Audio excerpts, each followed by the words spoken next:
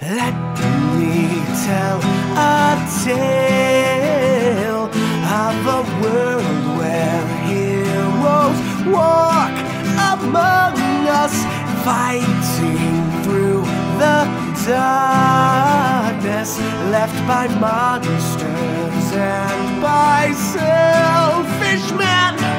A tale of glory rent asunder, sacrifice and battles lost. Our heroes know not what awaits them, and still they carry on.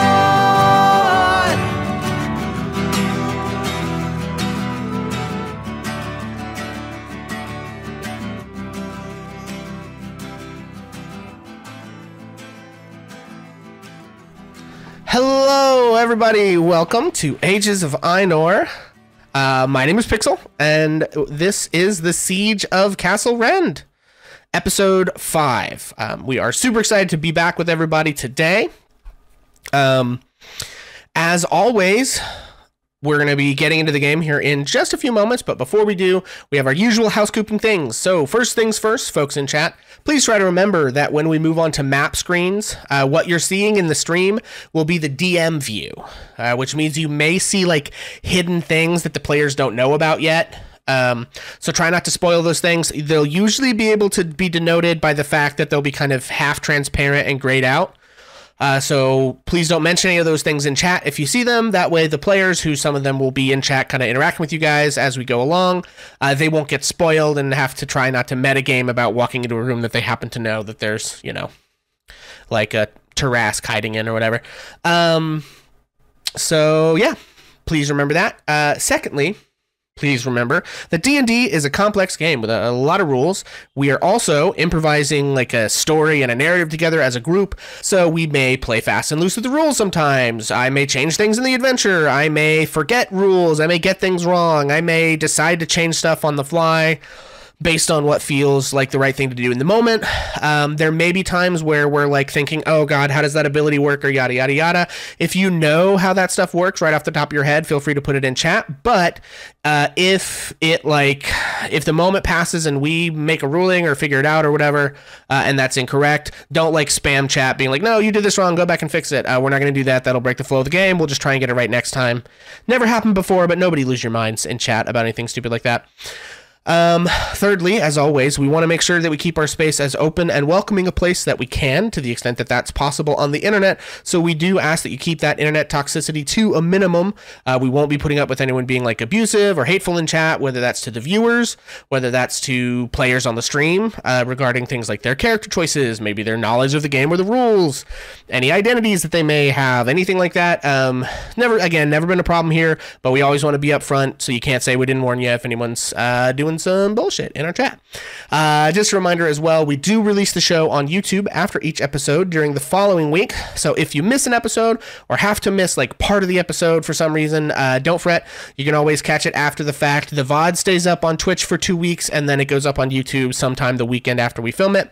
I don't usually have a hard line on that. It depends on what else I've got going on, but I try to get it up by about Sunday at noon most of the time. I try to give you guys enough time that if you want to watch it throughout the week to be caught up, you can do that. Also, we do have another stream here on Twitch that we do every other Friday. So next Friday will be the Curse of Strahd. We're doing that in partnership with my good buddy Vincent Page. We're all very excited about that stream as well as this one. And so if you guys haven't checked that out, please go do that. It's a lot of fun. Everyone's having a blast over there. So, and then last thing before we get started, cast, I'm going to punch my microphone. If you would please introduce yourself, remind us of your characters before we jump in. So first things first, Bonus Mom, tell us a little bit about yourself. Well, hey, everybody. It's good to be here, and I'm your Bonus Mom. Everybody in chat now is my other child. I will be playing Perdita, who is what is called a tabaxi, but to some people we look, well, a lot just like a big pussycat, you know? But hey, I'm way more than that. Excellent. And I have chat inspiration. Yes, thank you very much. Yes, excellent. Thank you. We will try to let you guys know who has inspiration in advance so you don't accidentally waste any channel points. So, Cass, if you would please remind people as you introduce yourselves whether or not you currently have inspiration. Jacob. Hi, everybody. I'm Jacob. I play Soren Fairtalon, the Owlin Twilight Cleric of the gang. Don't got anything to plug. Real excited to be here, and I do have chat inspiration. Excellent. Excuse me. Kinsey. Hi, I'm Mackenzie. I play Farron Naraf, Air Genasi monk. I am tiny. I'm kind of blue. And standing next to me feels like a summer breeze. Happy to be here. Love that. And Farron, do you have chat inspiration currently? Yes. Excellent. Thank you, Jacob, as well. And Beast. Hey, y'all. I'm Beast. I will be playing Hiskers, the Tabaxi College of Valor Bard. I have nothing to plug. Excellent. On to the next one. I had chat inspiration, which was gifted to me last session, and I used it, so I currently have none. Excellent. I'm waiting to feel inspired. Beautiful. I was going to say, do you have chat inspiration plugged into your sheet or not? But then you stole my opportunity to make that joke, so I had to tell everyone anyway it wasn't funny. So thank you. Bard stuff. And Jesse. Hey everyone, I'm Jesse. I am playing Silas the Wizard, also known as Lend Me a Hand because I'm about to die.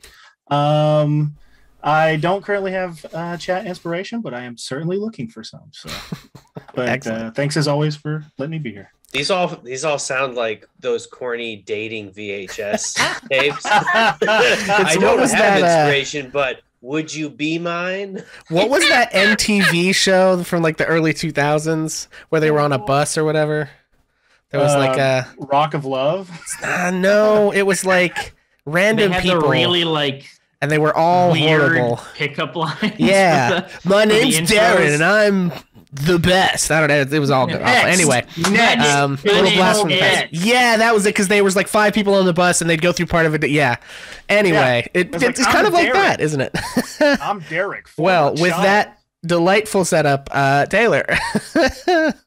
Now I feel like I'm on a dating show, so I'm gonna like. Hi, my name is Taylor. And I play Enna.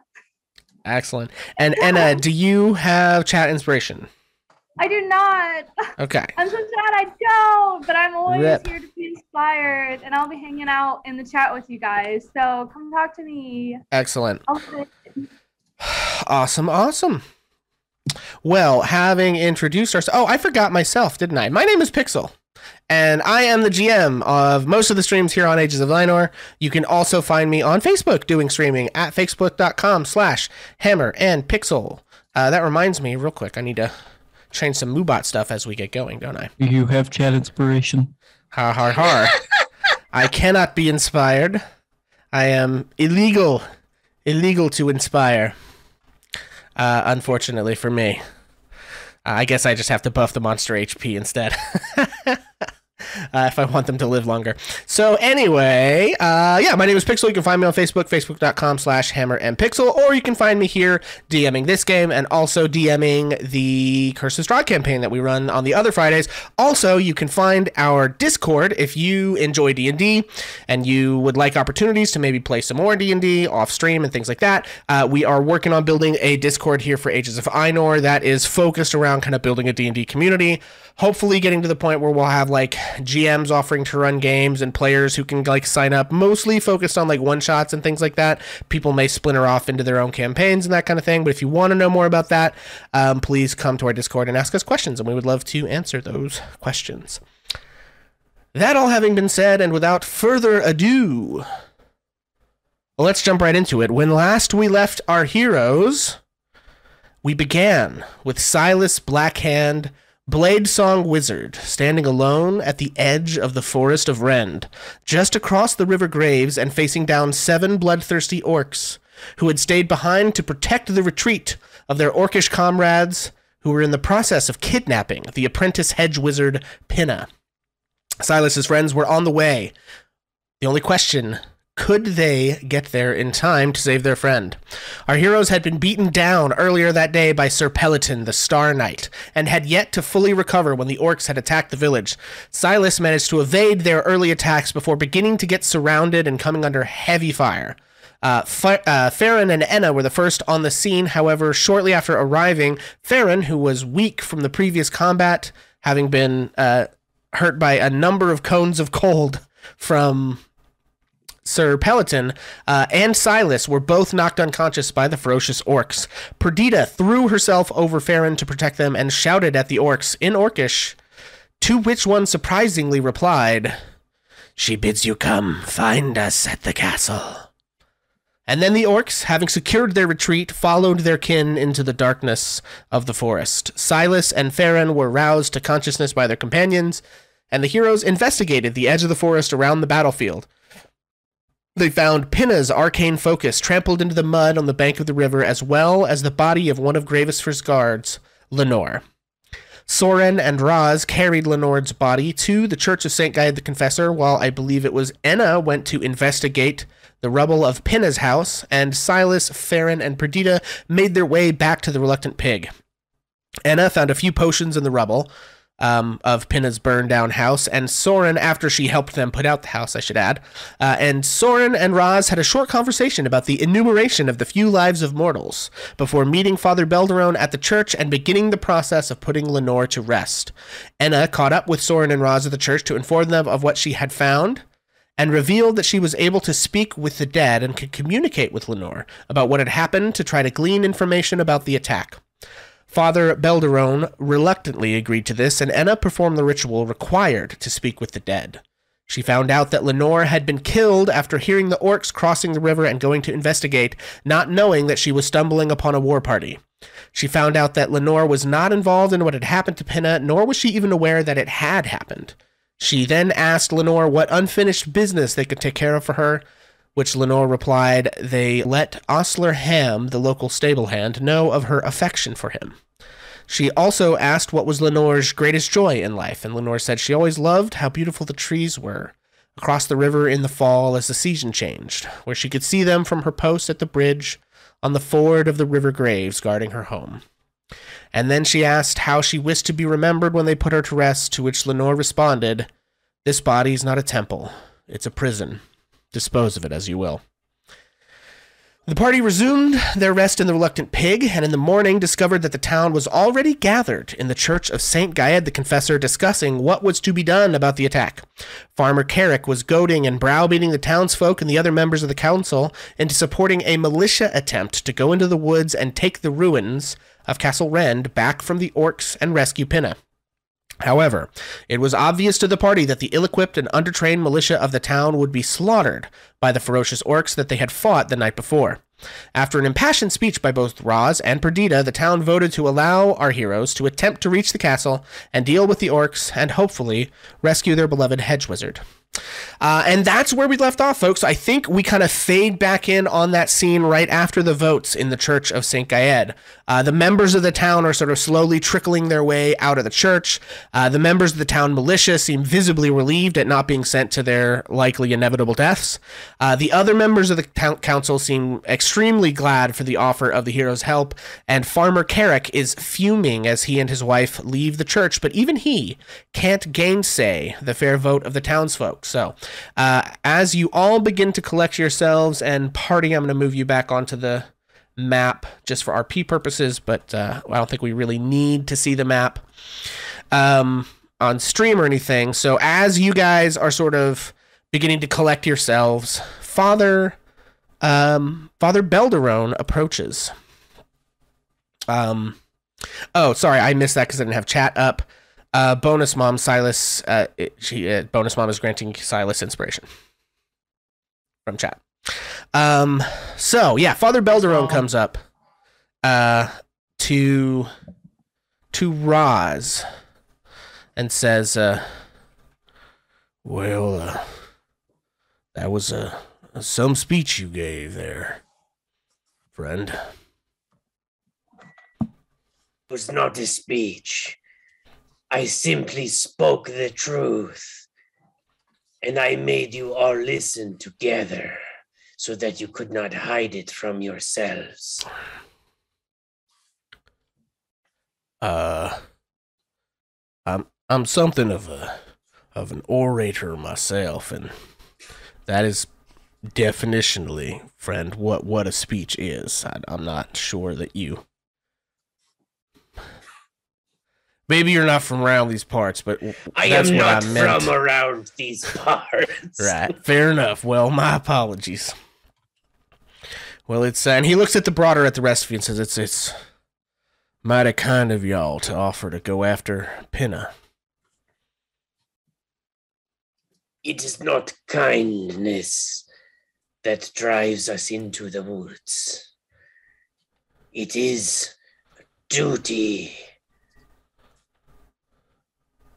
We are happy to do this for you and the fair people of Gravesford. And he looks around at all of you and says, "And who has laid this duty at your feet?" I am sworn by the blood of my ancestors, the mighty Hercules. Roz, make an cannot insight speak. check. Sure.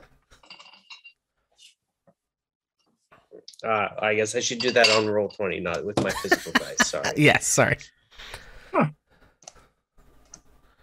I've been switched. I've played too much D&D on too many different systems this week. That is true.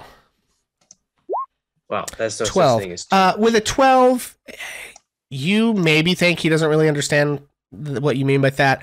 But I think he sort of accepts your answer, but it doesn't look like he accepts that as the answer of the whole group. And he sort of expectantly looks around at everyone else to see if anyone else has an answer to that question. Yeah. Perdita did not quite hear the question. Oh, the question was, and who has laid that duty at your feet? The duty of, because Roz said, it's not kindness that's leading us to go into these woods, but duty.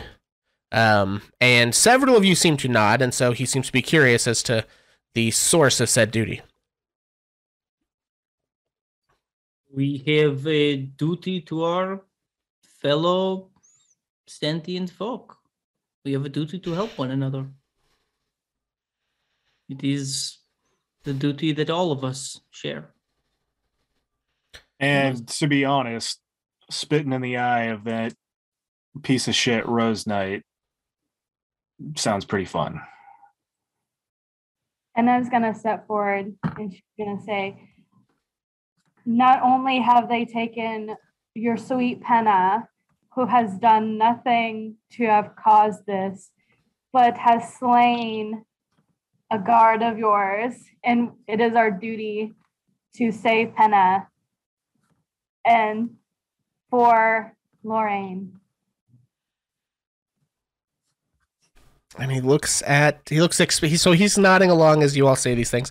He looks expectantly at Farron and Perdita. I feel as though I was raised to help the community, and I stand here in front of all of you seeing many faces and a loving community that did not deserve what has happened to one of your people, to two of your people. And I feel the need to help those around us.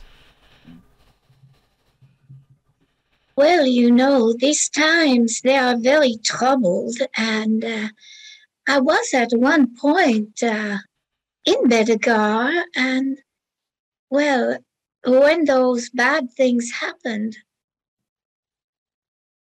well, I had a need to leave. And perhaps there is something that could happen here or at the castle that could explain a few things for me.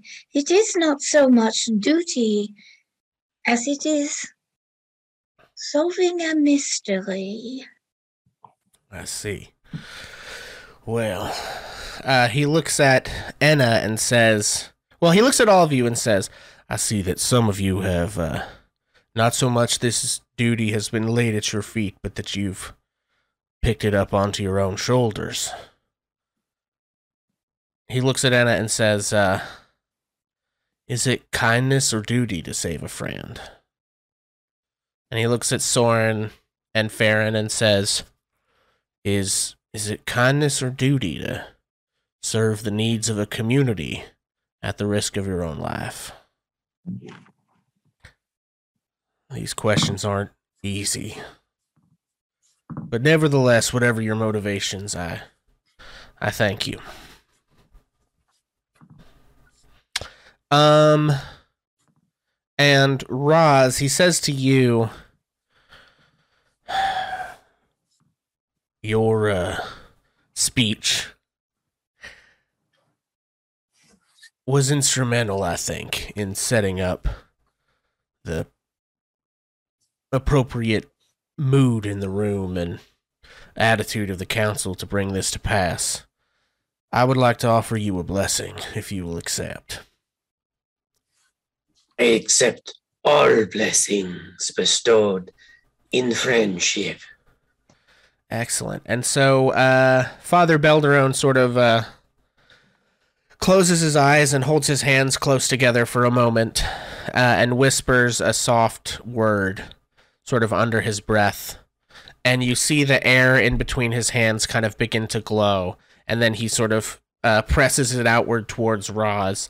And Roz, you feel this like tingle over your body, and like your fur kind of like stands up from head to tail.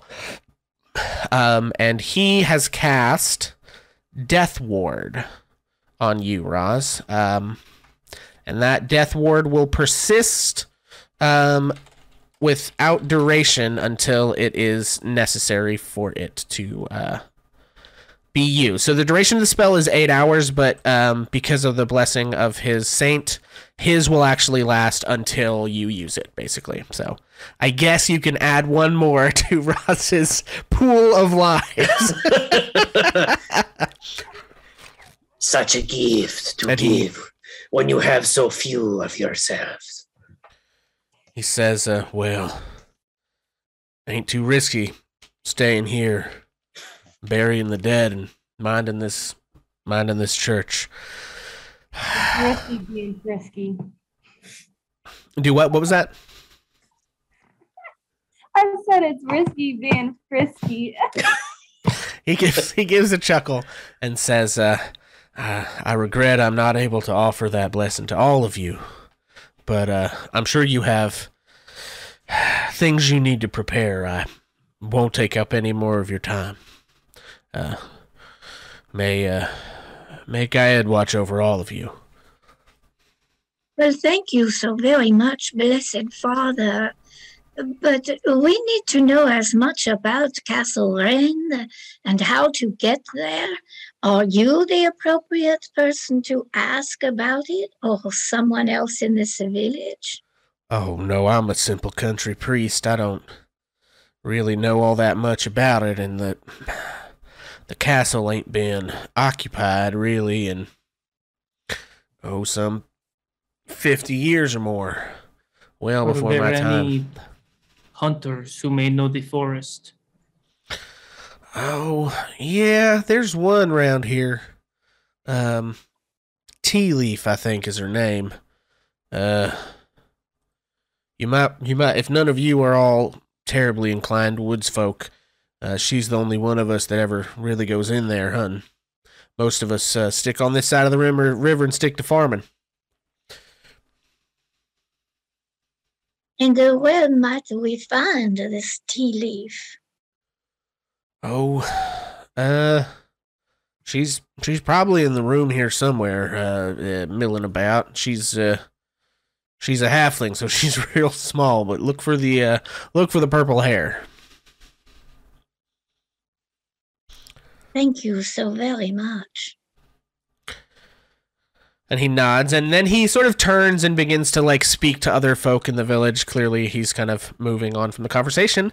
That having been said, guys, what would you like to do? Warren wants to talk to Osler Ham. Yeah, when he gets an opportunity. For sure. Yeah, let's go and do that now. You can find Osler Ham.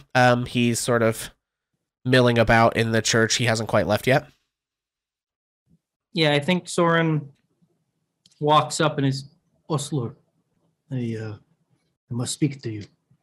Oh, he sort of said, whoever he was talking to, he says, "Oh, I'm sorry, excuse me. Yes, sir. What do you need, Soren?" I am sorry to interrupt.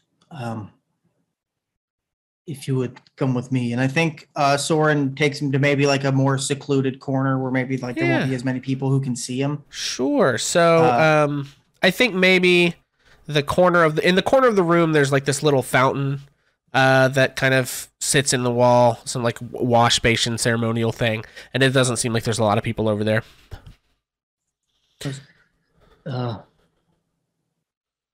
Last night we found Lenore. I'm sure you have already heard the news. Oh, yeah, I heard. We spoke to her from beyond, and we asked her if there was anything she wanted to be known before we let her go on to see the saints. And she wanted you to know that she loved you very much. I think Soren puts a big feathered hand kind of on Osler's shoulder, just in like a comforting grip. She loved you more than anything. He sort of nods and says, well, she's always pretty shy, I guess. She never told me.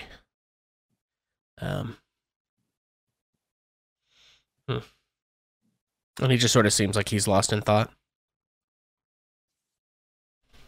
I will see you around, Osler. Come to me if you need anything while I'm in town. He says, yeah, well, thanks for letting me know. Of course. You have a whole town here that will support you. Just take care of yourself. Yeah, well, I was always better at taking care of the horses than I ever was myself. I'll see you around. And he nods. Okay. Anybody else? What would you like to do? Is Farmer Carrick is still here, right? He and his wife have already walked out of the building. You could catch them. You can, like, they're not that far. They're just walking down the road at like a pace if you wanted to like run after them. Yeah, I think Roz. Okay. Roz would like to say some things to them as they leave. Okay, sure.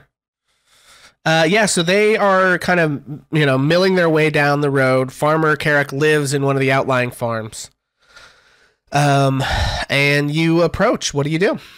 Yeah, I think Roz stomps out of the meeting hall and chases after him with a low growl in the back of her throat. Kind of grabs him by the shoulder, spins him around. I was a fool once who thought I could gain from the sacrifice of others. And I lost everything because I was willing to give up anything.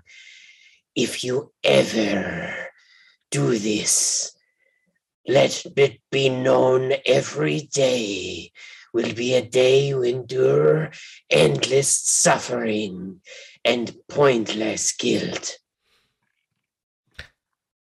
He says, now, I don't know what you're talking about, Cat. I don't know where slaps him and then kisses him. Now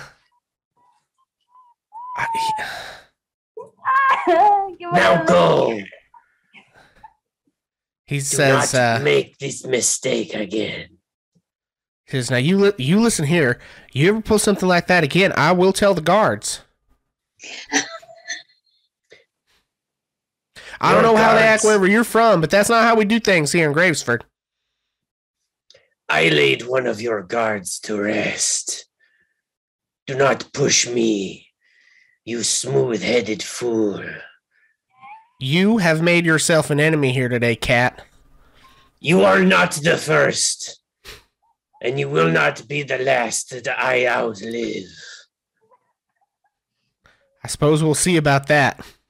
And he storms off. Okay. Raza returns back inside to the meeting hall. Okay. Perdita has wandered over next to Farron, and she says, well, Farron, we didn't know when we sent out with this little package from Bedegar what was going to happen, did we? Well, this has turned into a bit of a mess, hasn't it? It has. I thought perhaps when we left Bedegar we were heading into safety, but we seem to be heading into real trouble. Are you all right? I know you have already been hurt. I'm shaken up a bit. I fear for what's next. I do wish to go to the castle and see what we can do to recover Pinna, but I fear for our group, truly.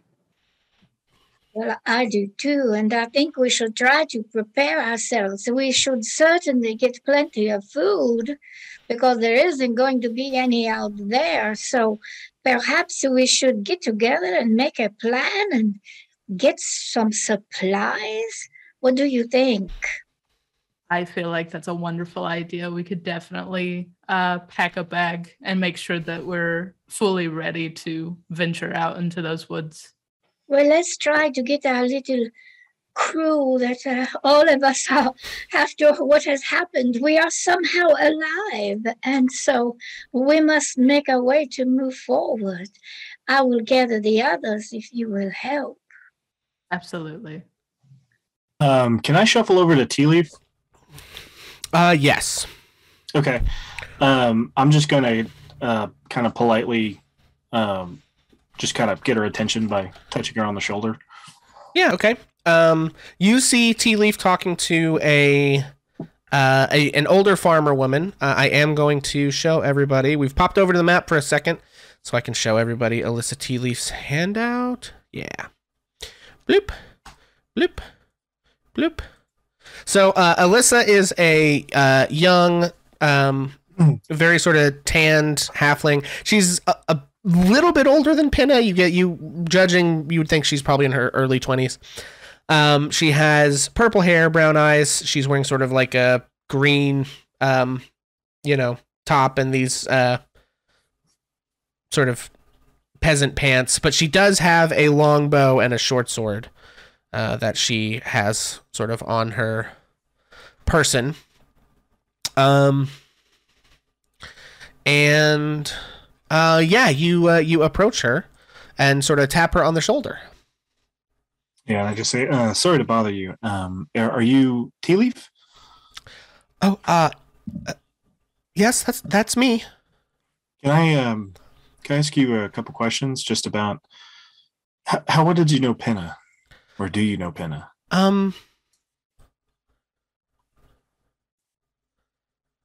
She's my best friend. Okay. I don't know how up to date you are on the situation, but I want to be straightforward with you. Yeah, word travels fast around here. Okay. We saw Pinna be taken, but we're pretty sure she's alive. And we could really use your help trying to get to her.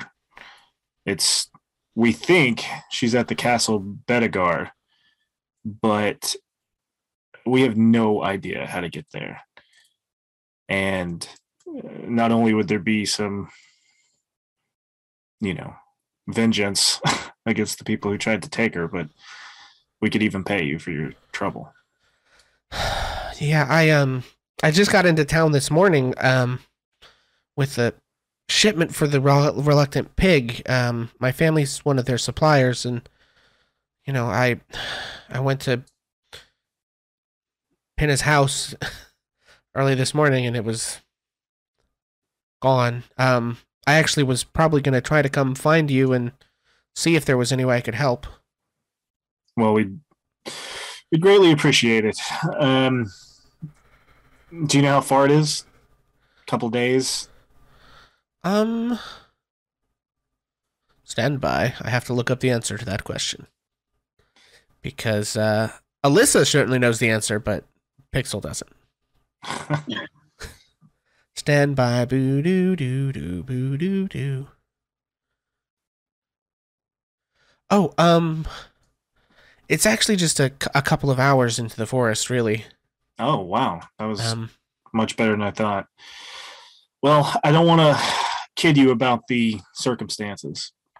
Not only were orcs involved, but we're thinking that the guy who, kind of nuked the what was it called? The Reluctant pig. Yeah, the reluctant pig the other day. We think he might be there as well.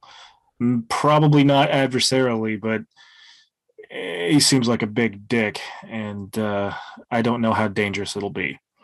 I just want to be upfront with you what's going on. However, if we get there and you decide it's too much, I understand, and I'll pay you anyway. I see. Yeah, I can handle myself in a fight, but I'm not really a warrior like you all. And she sort of gestures at all of you guys who are, bedecked out in your sort of war gear. I kind of laugh and I'm like, listen, I got my ass handed to me last night. We're on the same page here. She sort of like turns and looks and says, no, it's still there. And she doesn't have, it's like at eye level. So she just sort of like peeks around. Yeah. I mean, it's hard to see under the coat. Maybe that's why, she says, I'm sorry. I joke when I'm nervous. I'm worried about Pinna, and it helps kind of, take my mind off it. Can you tell me anything about her last couple of weeks? Have she had any contact with anybody at the castle? Is there any reason why she'd be taken that you know of? I mean, once a month or so, Tace would stop by and bring her whatever the next things that she needed to study or whatever, supplies that he could procure for her components. And, a couple times a month, I come in from Territon, with the shipment from my family, and I usually would just stay with her. But so it's not like I'm here every day, but I can't think of anything. No. Well, this is going to be dangerous, and it's going to be scary. And just in case something goes wrong, Pinna would probably want you to have this. And he reaches into his pocket and pulls out the arcane focus, the gem, and he hands it to her.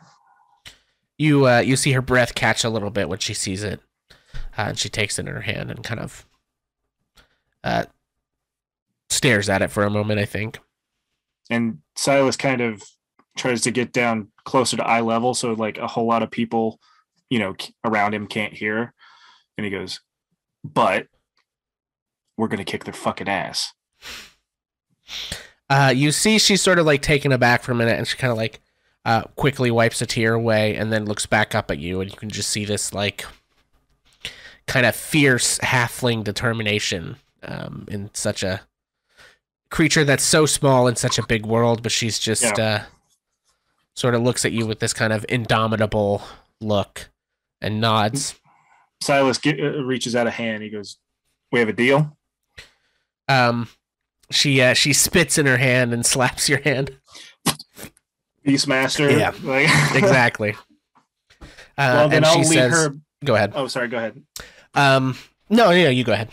Then I'll kind of like, pat her on the shoulder and lead her over to the group just to kind of introduce her and relay.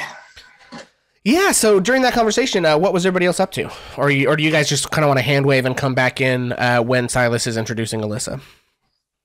When Tea Leaf spits in her hand and holds it out, Roz is sort of in the background, spitting into her paw and grooming. Like, oh, we are grooming now. Okay. Excellent. Looks at Roz and just looks away. If no one else moves in that direction, then Perdita would like to speak just for a moment to Ryan. Yeah, you can speak to Ryan. I know that you were with Lorena. Oh God, now I gotta look it up. Lenore. Lenore, yes, thank you. Last night at Is that the right bridge. name? Have I been calling her the right thing this whole time? It was Lenore. Lenore was correct. Yeah. Okay. Yeah. I was panicking. Well, Perdita was focused on dinner and she missed the name, okay? I know that you were with Lenore last night at the bridge, and I just wanted to know what you saw. What was your experience of what happened last night? It might help us. Oh, right. Well, we were standing guard like we usually do on the bridge, and Lenore said that she heard a sound. I didn't really hear anything, but she said she wanted to go investigate, and I stayed at the bridge to guard it. And then she didn't come back for a minute, and then I heard a scream, and I ran over to where I had heard the scream, and saw kind of in the distance, saw what happened, and then I went to get help, because I saw there were a lot of them, and then we once I kind of roused everybody, it took a few minutes, and I'm not that good at first aid, and I figured if I ran over there while they were still around that they would just, do the same to me. So I went to get help, and then by the time that I got everybody up and moving, we could see the smoke from Pinna's house, and so we rushed over there thinking that's where they had gone, but then they weren't there. But then the house was on fire, and it would spread to the other houses, and if we didn't do anything, and then by the time I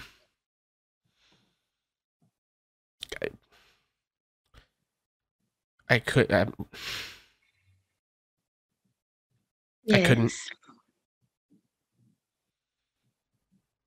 get there in time. Yes.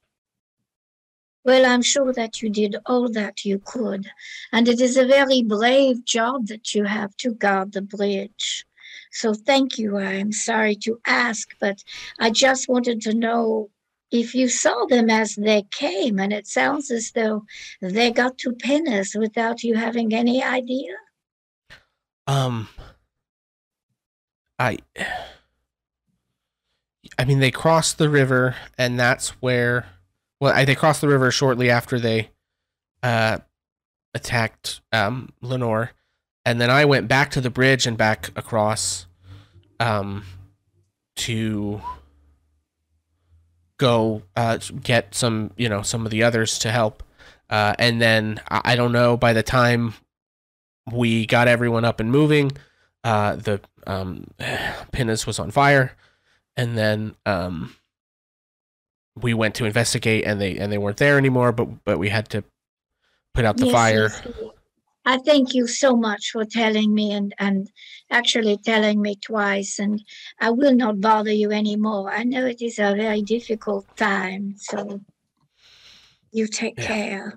When you stumble into something like that and you see something like that, I can tell you from personal experience, it takes a while. So take care of yourself. Thanks. And then Perdita's just going to turn away and look around the room. What have all the members of the council done? Yeah, so Pharmacarrick has gone. I think the mayor is probably around, like, shaking hands and stuff. I suspect that the Giselle, the owner of the inn, and her husband and daughter have gone back to the inn to try to get, lunch ready and get ready for the rest of the day. And let's see, Morgause, the carpenter. I think Morgause is probably talking to one of the farmers. And I think the blacksmith is... I think the blacksmith comes over after you're done talking to Ryan and starts talking to him. Well, then Perdita does not know who the mayor is, does she? I think you would maybe make an insight check. It's not going to be a hard roll, so I'm going to say like DC 5, because he's kind of like a pretty big, loud personality, and he's sort of like the townsfolk show him a little bit of deference and respect. 19, yeah, it's pretty clear to you that it is this fellow here, where he's, I don't think any of you met him the day before, but he is a, we'll go back over to the map. He is a sort of portly man with kind of graying blonde hair and green eyes, and he has this big sort of like mutton chops into the biker stash situation going on. He is wearing nicer clothes than most of the folks in the village. He has these like this vest with gold buttons and these nice boots, and he's sort of speaking with everybody. Okay. And the rest, is our group gathered together now with the exception of Perdita, who was talking to Ryan? I think, yeah, so Silas was going to try to gather everyone to introduce Alyssa Tealeaf, but I don't know, what everyone else was doing. This was what was happening while Osler Ham was talking to Soren and while you were talking to Ryan, so by this point, whoever he can get into the biggest group is probably together. Okay. Well, then I think Perdita, seeing that the group is gathering, is going to take just a minute and walk over to the mayor. Okay. And say, I beg your pardon, but if we are to do this, we need to talk to you. And I would think you are the mayor of this village, yes? Oh, yes, that's me. Well, we have much to do, but could we meet with you in, perhaps an hour to discuss a little bit of what we are planning to do and if there is some way that you can help us? Well, yeah, that sounds quite all right. Remind me of your name again, ma'am. I am Perdita, and I am formerly of Bedegar. Oh, I understand. Well, certainly. Where should I meet y'all? Oh, if you would come to us, it would be wonderful. We will be at the inn, and we'll probably be having a little lunch. Fair enough. I'll see that I can't be there around lunchtime. Thank you so very much. And then she scurries back to the group. Okay. Yeah, and with that, you guys reconvene. Silas is bringing over this young halfling woman with purple hair and a long bow. And he just says, everybody, this is Alyssa Tealeaf. She's a badass. Alyssa, this is everyone. And he goes around and just tells everybody's names. Is Perdita with us? Yeah, yeah, Perdita walks back over. Yeah, everybody make an insight check. Insight check. Ooh. Spicy. Woo. 22 from Soren and a 16 from Farron. Gotcha. So everyone but Roz, and Jesse, you already knew this information, so I guess you still got a 20. But when Silas says that Alyssa is a badass, she sort of gives a wry chuckle, and you can all tell that she has just been crying. Except for Roz, who I guess just assumes that all the no-furs are wet all the time. They just leak sometimes. It doesn't make a lot of sense. It's unhygienic. To the says the person carrying around jars of her own piss.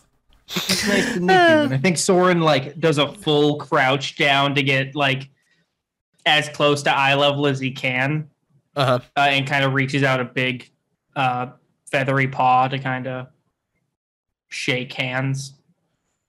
Yeah, she shakes hands. Brother Soren Fairtalon of the Ligament Catechism.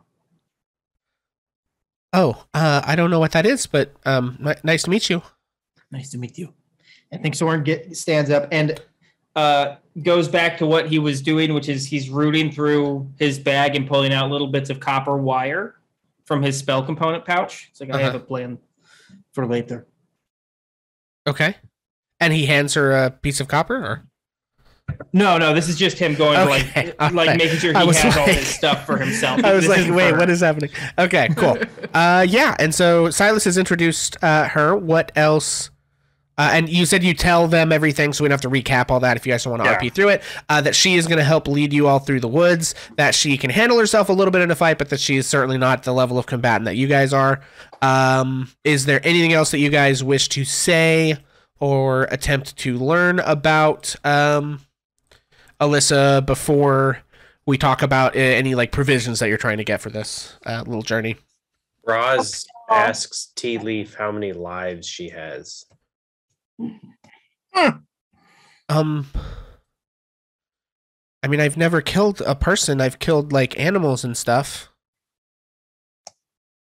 No, you misunderstand. How many lives can you live? She kind of looks at the rest of you for help, like she clearly doesn't. Is it the normal amount? Okay, Soren is holding up two hands. I'm gonna make a perception check because she's upset and panicked. We'll see if she can. She gets a good +5 to perception. She's kind of like trying to like. Ooh, flash, that's a 6. Like feathers though, so it's it's just feathers. But wait a second. Oh, she has advantage on checks that rely on hearing or sight, so she gets a 17 instead of a 6. Hey, so she looks around briefly, clocks the Soren holding up two fingers, and says, 2?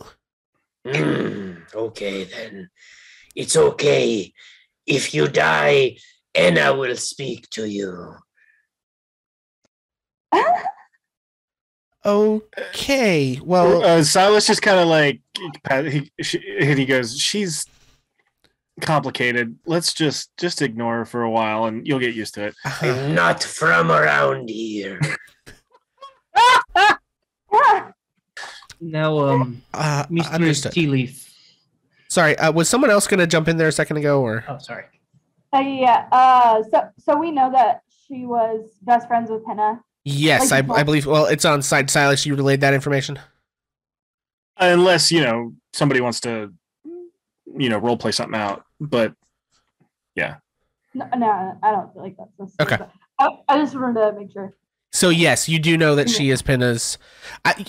She said that that Pinna is her best friend. You do not have confirmation from Pinna that she is Pinna's best friend, because Pinna is good friends with Brecca, the waitress at the tavern. So if you pointed a gun to her head, it's not clear who Pinna might say is her best friend. But wait. Can we check their arms for friendship bracelets and just make sure? Yeah, make a perception check. Doing it. Yeah. Watch this be I have no idea. Yeah. So Silas, you go to look for the friendship bracelets, and you just find that Tea Leaf has her forearms are just buff as hell. Like from that bow work, just you get the sense that she could just crush a doorknob in her bare hand, just with the grip strength alone. She got shake weight arms. Yeah, she's got powerful hands, friends. And forearms. So, yeah. And then Soren, sorry, you were about to say something. What we are going to do is very dangerous. I'm sure you know that already. Do you have any family, any friends, anyone who may wish you to not go on this adventure? Well, she's my best friend. So she kind of looks around and says, pardon my undercommon, but fuck them. Okay. Well, hey, I can get behind that. Let's go. Fuck them. Everyone hands in 1, 2, 3, fuck them. No. Right here in the chapel of the church, friends. Soren like realizes what he said for a second, and like you can't see under his feathers, but he's blushing very hard. And he's like, oh, the feathers have to like flay out a little bit to let the air cool the skin. He like flexes them out a bit. His head turns a full like 160 degrees both ways to see who heard. Okay. All right. Anything else you guys have to say to Teely for anyone in the chapel, or do you want to start trying to think about any supplies you might need to go acquire, or are you guys just ready to hit the road? I have Anna, go 3 ahead. spells to cast. Okay. But I'll let Anna go first. Okay. I'm gonna go to Teely and I'm gonna say, I'm very sorry for our feline friend. She's quite outspoken. But yeah, it should. She just kind of like leans in close. Very confusing. yeah, that's right. Yeah, that's about right. Okay, she's like, she kind of has this look on her face, like, glad to know I'm like not crazy. Yeah, no. Everyone else notices this too. All right. We all know, trust me. But I know what it's like to lose somebody close to you. But we'll make sure we get Pinna back. Here is something for you. And I'm going to hand her the potion of healing. And I'm going to say, I found this in Pinna's house. Gotcha. Okay, so I think you found more than one potion of healing, yeah? Yeah, I have a potion of healing and I have a greater healing. And then I have 2 others, but they're different potions. So which one do you give her? The regular healing. Okay. And then, Hang on, I just want to look up, so because I'm going to note that down on her character sheet. Stand by, everyone. I just want to know exactly how much damage that heals. It's like 2d4 plus 2. Okay. Yeah. Okay, cool. Hang on, I said the wrong thing. Okay, cool. So you give her the potion of healing, and she looks back at you and says, thank you. Anna nods and then turns away and steps back. Okay. Yes. Before, if everybody's going to get provisions, Silas would like to take a moment to go and root through the ashes of Pinna's house. I know the potions have been taking. He's looking. He didn't think of it earlier, but he's looking specifically for if she left her spell book behind. And the implications that might mean going forward. He's pretty sure that it would probably burn up, but if there's signs of it or even that kind of thing, or if she has anything other than that just give us an idea of what's going on. So yeah, okay. So and then before that happens, I think Soren, you said there were some spells you wanted to cast. I don't know if that needs to happen before Silas leaves or not. This will probably be a later thing. He's going to pull the party all together real quick. We should leave tomorrow. We should spend as much time here as we can today, gather supplies, learn as much as we can. I'm going to cast Sending. I'm going to talk to Pinna. I'm going to talk to the wizard, Tace. And then I have made an arrangement for the mayor of this town to meet us in the inn in about an hour. I am hoping we can ask him to make an arrangement maybe to supply us so we don't have to spend all of what little money we have in about an hour. And she would make sure that Silas knew that since he was going to peel off to Pinna's. that's a great idea, Priya. Thank you. And then I'm going to speak to some people back in Dolrath that might be able to help. Maybe. Maybe not, though. So don't get too hopeful for that third one. They're kind of iffy on helping people. Gotcha. Okay. So Silas, you go to Pinna's house. Yeah. So Pinna's house has been not entirely reduced to cinders thanks to the create water spell of Anna, but it is pretty burnt out. Sure. So, but you're wanting to like look around and see what you can find. Yeah, I mean, like I said, he's pretty sure that most of what he's going to find is probably burnt. But specifically, any signs that the spell book either got taken or got burned. Okay. Yeah, make an investigation check. Okay. 20. Okay. Yeah, so with the 20, you don't see any signs that the spell book burned. You can see that there was like a crate or chest somewhere that had the potions in it that like was mostly still intact. The spellbook is not in there. You don't see like burned like the ashes of like a lot of arcane pages papers and stuff. Well, I mean, you do see like she probably would have had like notes and things like that on like a desk, right? But like you don't see anything that makes you think that it was here or that it wasn't here. You can't really tell in the burned out thing. But you do know she had. I mean, she for her arcane focus to be where it was. I'll give you this with a 20. With her for her arcane focus to be where it was. It would have had to have been on her at the time. Yeah.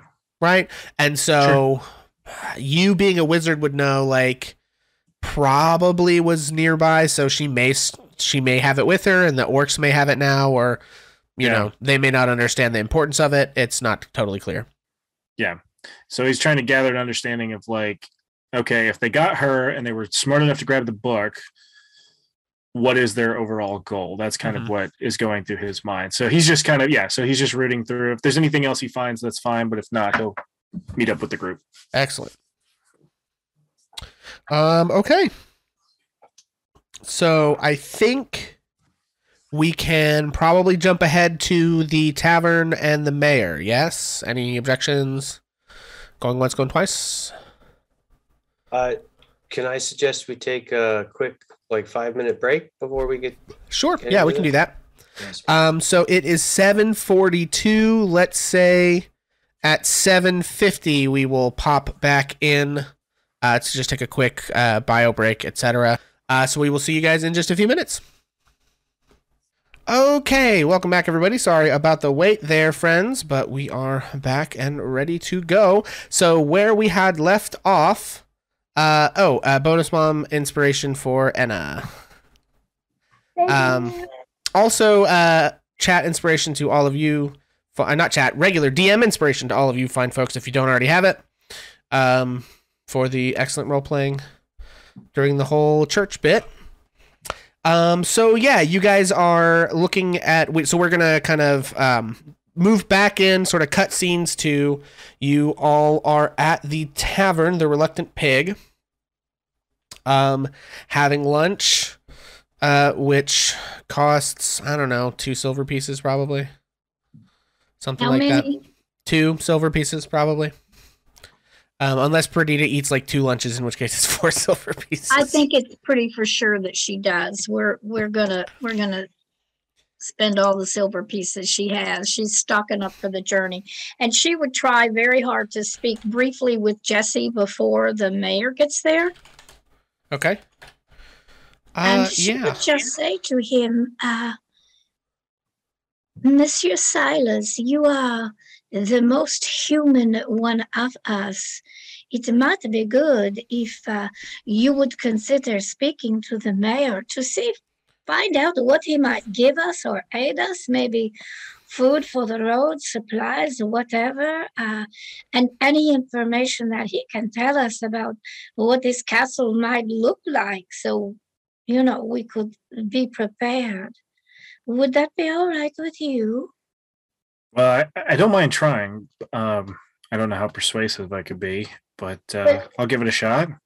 If Roz starts to move toward him, and she says this to everybody, including Roz, someone knock her to the ground, all right? You are welcome to try. Okay. Yes, well, And we I will- think Are we in the tavern?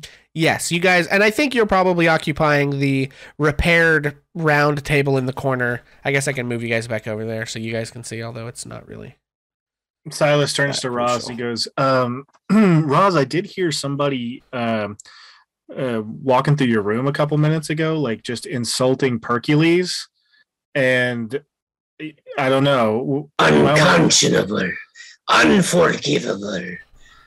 This must be investigated at once. Yeah. Pause. Okay. Roz will run up to the room to give the party some alone time with the mayor. give him the light touch, and then if that doesn't work, Roz will come back and lay down the hammer. Okay, so we'll leave Roz off the okay, all right. I'm You guys can seeing arrange and yourself however hearing- you want. I'm just sort of putting you over there by the stuff. I'm seeing and hearing how this transpired. Then Perdita looks over at Silas with an expression that is very much like when the cat ate the cream. One tiny retcon. Roz will say to Silas and Perdita. Roz will say to Perdita, make sure he does a good job, and grants you bardic inspiration. And then to Silas, make sure she does not have a third helping, and gives you bardic inspiration. All right. Thank you. Lovely. Oh, before you go, Rose, And Soren reaches out and places a big feathery hand on Rose's shoulder and whispers to her, may Hercules be with you. And then like whispers to himself a little like actual prayer and cast guidance. Okay. Your words, they fill me with inspiration. Okay. Oh, that's the handout. That's not what I want. Okay, so Mayor Osric approaches and sort of I guess, do you guys like invite him to sit down at the table? Like what's your Yeah, I mean, as soon as he approaches, I'm gonna sweet talk him a little bit and just kind of lead him over to the table and say, hi, I didn't make your acquaintance earlier. My name's Silas. These are my friends. Can we bend your ear for a second? Why, certainly. Hello. Nice to meet you, Silas, and Silas's friends. And he sort of sits down. So yeah, just kind of, I guess, waits for you guys to. Yeah. So Silas Make just your kind of leans over and he says, "Tough couple of days, huh?" Yeah. Well, you know what they say. It don't rain, but goblins will piss on your head. I think I've heard that one. Well, Pinna seems like a good kid, and I think it's worth the time from us, and especially for the town, to try to get her back. And anything you can do to help us would be greatly appreciated. I mean, it seems like it's going to be a tough journey, and maybe some supplies. Yeah, I reckon we could try and take something up for you. My understanding is it's not too far into the woods, but we can see what we can do to help. Well, any abled fighters you think would be able to join us? Could you spare a guard or two? He sort of kind of narrows his eyes and says,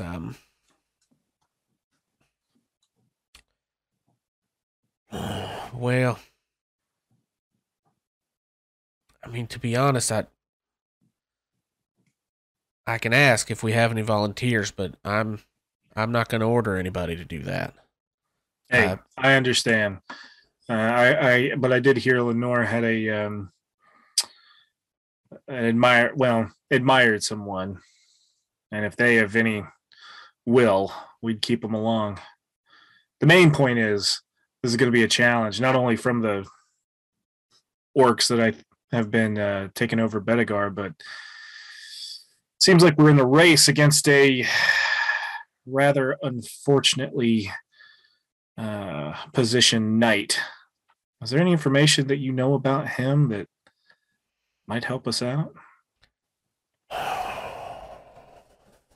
Stand by, friends. I just want to double check my notes on precisely what it all is that this guy knows about anything in general. While you're looking that up, could Silas make an insight check just to his reaction to that question? Yeah. Yeah, go for it. Damn, six. That's okay. Yeah, it's hard to read. He's a politician. He's kind of giving you politician answers to some extent. And he says, well, I mean, I don't reckon I know much more than anyone else around these parts about him. You know, when that terrible tragedy happened to Lord Egrid, and then Lord Saxton stepped in, he brought a new group of knights in that were loyal to him and not the old Baron, and they just have been running rough over everybody. Rumor has it maybe some of them were, I don't know, not the nicest folk before what had happened, but Saxton knighted them anyway. Well, let me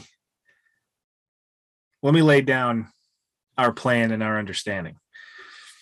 We have an opportunity here for one of us to be knighted. And as much of a long shot as it is, not only will it get you Pinna back, which is something I believe this town needs, we might be able to start changing things to get this Peloton off your ass. Anything you can do, as much as you can do to make sure that we succeed and don't die in this castle is not only going to save us, it's going to save you. He says, make a persuasion check for me. Ooh. Watch that natural one come. All right. Actually, I'm gonna give. Can I get myself advantage with the chat inspiration? Yeah, go for it. Okay. If you want to spend that inspiration now, we can certainly do that. Don't forget bardic inspiration. That's right. Yeah. Okay, an 18. What's the bardic? Is it a 6? D6. Yeah. A 5. 23. 23. He says, I mean, how do I put this? I'm not all in on the intrigues of what happens in Bedegar, but from what I understand of what's happened to us is that those knights are doing what they're doing with the full knowledge and approval of Lord Saxton. So being knighted, I mean, there's authority spread out amongst the court. You know, the exchequer has his areas of expertise, and the captain of the guard handles what she handles, but at the end of the day, they all serve at the pleasure of the Baron, as do the knights. And so I don't see how there'd be much of a path to undermine from within his organization. Now, if you are able to succeed, but so I guess I'm saying that's a narrow road and hard to walk, and no guarantees it would even work. But if you do right by these people, they'll support you. And I for one don't see much of a way of getting that boot off our neck without, cutting the legs off at the knee, if you understand what I mean. But if you have the people on your side, it goes a lot farther towards shoring up your support, making it harder for them to come after you. We aren't warriors, but these folk don't want to be treated like this. And I think if they had something or someone to believe in, maybe they would take a stand. Like a symbol. Yes, something like that. Like a bat symbol. No, I'm sorry. I'm kidding. I mean, the bats usually ruin the crowds. No, I'm just kidding. I don't know about bats. Okay, so we have. Sorry, real quick. Big Bry Guy 89 it has given a hit die to Silas. If you just want to roll that and add it to temp HP, you can do that. You're at full health now, but we'll just add it straight onto your temp HP, and that'll last until you get hit. So. That is so sweet. What was his name again? I don't. Big Bry Guy 89. Big Bry Guy. That is excellent. Thank you. Thank you, friend. I rolled a 5 on it, so 5 extra. Oh, and it's that plus your con mod. Oh, 6 extra. Yeah. So, with that, he kind of he hasn't touched his drink, and he kind of pushes it over to the mayor and says, "For Pinna. We'll start there." He says,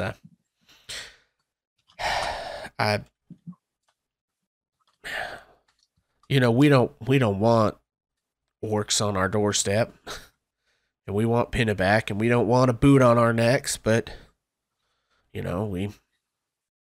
don't have much of the power to do nothing about it as things stand, but, I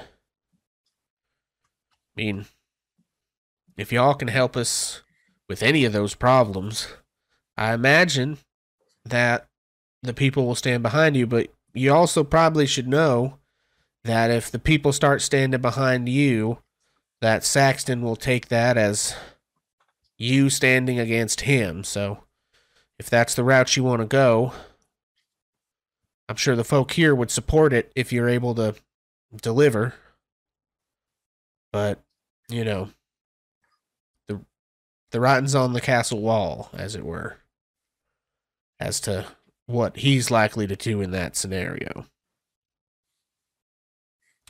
We're happy to help out with anything we can, but in all honesty, I for one feel that our militia's simply not up to the task. If they were, I would send them myself. But that's How's this? We'll start with 6 horses. 7. Almost forgot our halfling friend. Yeah, horses. Is she with us, by the way? She ought to be, right? I think she's probably off gathering her own supplies at this point. Oh, okay. I think we could all hear go ahead. Roz loudly upstairs in the room, like upending furniture and like calling out, like, "Show yourself, cowards!" And I think maybe you guys see Brecca go up the stairs, the surfing girl. If I spot that, I'm gonna yell at Brecca and just be like, tell her the guy who insulted Percules just left. What? Just say it. It's fine. Okay. You could start by covering damages to the bar that we may or may not be responsible for. And so make another persuasion check on the horses. Oh, okie dokie. Oh. And I'm going to say make it with advantage. Okay. Give me that sweet sugar. 14. He says, you tell Osler Ham that we're willing to loan you the horses, but, horses are expensive. They're an important part of this community, and if anything bad happens to them, we ain't going to charge you or nothing, but Just know people will notice. Well, and you know, I know you know the danger, but this is a race at this point. Yeah. Okay. Silas will else? Sorry, thank go ahead. him. No, it's okay. Silas will thank him, and then kind of look at the rest of his food and kind of pass it to Perdita. You're muted, Perdita. Yeah. Oh, thank you very much. Yeah, obviously. Monsieur the Mayor, you mentioned a Lord Aldrich. And DM, would Perdita know anything about that? Would she have had some sort of knowledge A about lord. this? He mentioned what now? Didn't you say something Lord about Egrid? Egrid? Yeah. Yeah, Lord Egrid Bedegar. He was the previous Baron of Bedegar. You knew his son, what's the other one? I gotta remember all these guys. Hang on. Yeah, you knew Baron Egrid Bedegar. He had two sons, Elster and Edmund. You knew Elster Bedegar. I thought he was referring to whoever had Castle Rend. I'm sorry. Oh, no. So, okay. I believe it's been explained. Castle Rend was destroyed about 50 years ago when the Invincible Overlord, Ajax the Invincible, basically conquered this part of the world and killed Good King Omund, who was the last king. And so that's why this place is run by barons, who they all have basically serve at the leisure of Ajax the Invincible. But he, for the most part, lets these places autonomously govern themselves, unless there's, problems in the supply of taxes and or supplies and or able-bodied people for his armies, et cetera, et cetera. So. Okay. I misunderstood. Perdita says nothing. Okay. Okay, anybody else? I know that was Silas sort of had a conversation with the mayor. The mayor is going to leave here in just a second, but is there anything else anyone else wants to converse with him about before he does that? I think Soren just says to the table, like, I will talk to the ostler. He, I know him. We have an understanding. Excellent. And with that, the mayor sort of pushes back the chair and says, I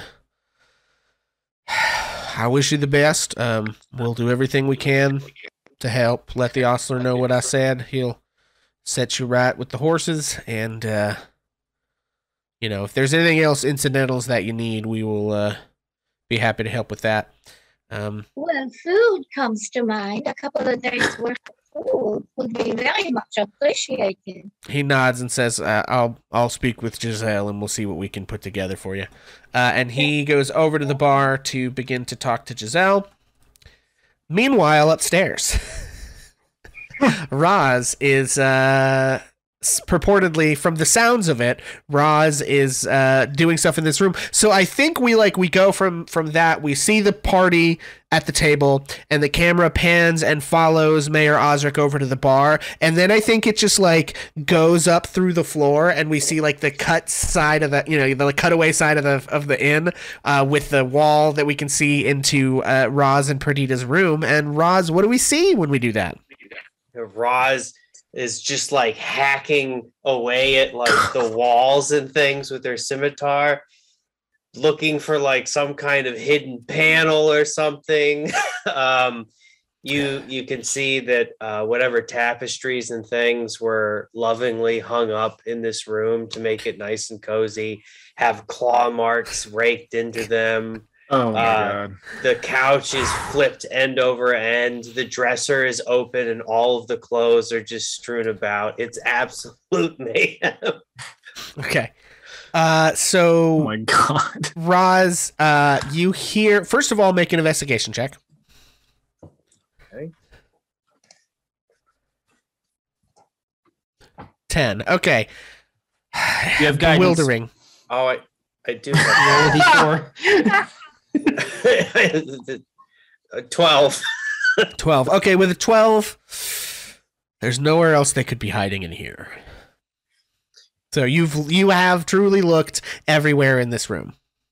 I think Roz has a little tingle of fur stand up in the back of her neck, and she spins ever so slowly and comes face to face with another tabaxi.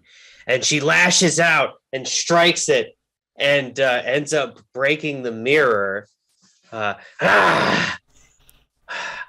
could have sworn it was an assassin sent to belittle my name and that of Hercules. Perhaps they have fled in fear of my terrifying presence. And she sheathes her scimitar. And I think that's probably when Brekka walks in. Yeah, and so actually you just hear a like knock on the door and a voice that says, hello? Yes, come in. And she opens the door and you see Brekka's just like immediately shocked and kind of terrified. What? Do not be afraid. I believe that whatever was here has fled in terror because it cannot stand to be close to its inevitable justice. The justice found only at the end of my saber. What do you think was here? Clearly, some sort of rival to the Hercules name. One who has meant to quash the greatness of my bloodline and supplant themselves in the history of skulls that I have inherited. But fear not, little one. Your life matters to no one. You are safe in your humbleness. Okay, so first of all, I've got to tell Mom about the damage to this room, and it's probably going to cost you like 50 gold for all the shit we have to replace now. Also, that guy at the table downstairs told me to tell you that whoever insulted Percolus, left. So you have known this, and you waited for me to surmise by myself. I'm just telling you what the somehow alive man said downstairs said. I don't even know what you're. I don't have any idea what in the actual flying fuck you're talking about. For your service. And Roz tips her a silver piece. And okay, we're gonna need 500 of those, or 50 gold. Roz hands her the entire purse that Roz has, which is 52 gold and 8 silver. She looks at it and sort of like shakes it and says like, "Oh, okay. Thank you." Be about your business, and I will be about mine. I understand that you're not from around here. Yes, I'm not from around here. Unless there is a visible threat trying to kill you or someone else in the bar, don't do this to anything else in this building. Please.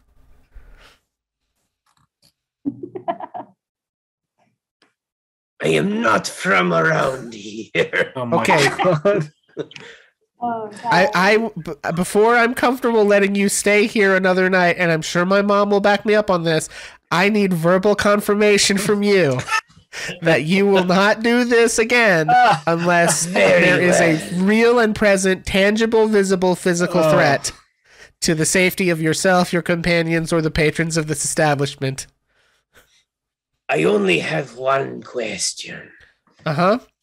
Do ghosts count? I mean,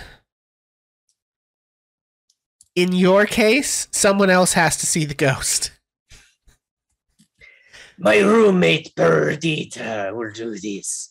I agree to these conditions. Okay. You should go back to your friends now, please. And also, you and Perdita will have to stay in a different room tonight. Oh, God. An upgrade, very well. And she goes. She follows you down the stairs to make sure that you rejoin your friends.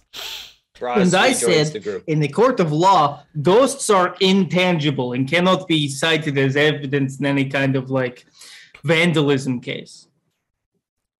And I think Alyssa Tea Leaf sits down and says, like, but ghosts are real, Soren. Like, there's ghosts in the forest. They are real, but in a legal loophole found by renowned lawyer John Hamm, they don't count at least not in the court of Dolrath. I don't know how things are here in Betigar, but Yeah, I think here in Bedikar we're sensible and we believe in ghosts because they're real. Listen, it's a legal loophole. Like, it's just the system. Like, you can technically say anything if you say you're joking. Regardless of how true it is or mean. In Corsair, we contain ghosts in ceramic jars. Yeah, so Brecca comes down and you see her begin to have a conversation with Giselle, who looks horrified and then angry and then is handed a large bag of gold and then goes upstairs. Oh, God. And then from upstairs you hear a, what the fuck? Which Yeah. What else do you guys do? How did the talk with the mayor go? Well, it went very well, but based on the screams from upstairs, I think possibly we're not going to get very much lunch to take with us. we will have horses. So we are bringing lunch. Well, if you have it, you can bring it, but I think we just lost any chance of getting it. I think she was talking about the horses, which I am opposed to. We should not eat the horses. Stinky is not food. Roz, look at me. Right here. Stinky is not food. Did you or did you not allow Perdita to eat a third helping? No. Very well. Stinky is not food. All right. Okay. I will name my horse Saint Verona, the patron saint of charity. Okay. I must tell you that Sticking with Stinky. whoever is at this castle knows that we are coming and will probably be prepared for us. But if they told us to come, I think perhaps we would have an opportunity to talk with them. Perhaps to, what is it? You hold up the white flag and then you talk for a minute? I don't know. But I think a bad thing to do might be to just go in with our swords raised and our ire up. I know we are angry and I know bad things have happened. Hopefully not to Pinna. But we must be very careful. You think we could sneak somebody in? I might be able to help with that. That could be very good. If we go and we take the time to look around, and, figure out what is going on and how many orcs are there and if any other creatures are there, we might be very glad that we took the time, as opposed to just running up to the door or whatever with our gnashing our teeth and with our swords in our hands. Yeah, I agree. I think I learned my lesson on that one. How about this, Perdita? And I hate to put you in harm's way, I can make you invisible. And Well, there's an awful lot of me to do that too. well, I could make you invisible and have Charlie kind of follow you in the air, and maybe we get a idea of what we're facing there. It only lasts an hour, so maybe you could do a perimeter and come back. And if it looks like we have an opportunity to parlay, we could try that. But if it looks like there's a chance for us to sneak in, we could try that too. I don't know. I just want to encourage everyone who is angry and wants revenge that we must be very careful. We also have Monsieur Ibu. Well, excuse me, that is our name for owl in my culture. But you might be able to do a little reconnaissance since you fly, yes? Yes, I can fly over him and investigate.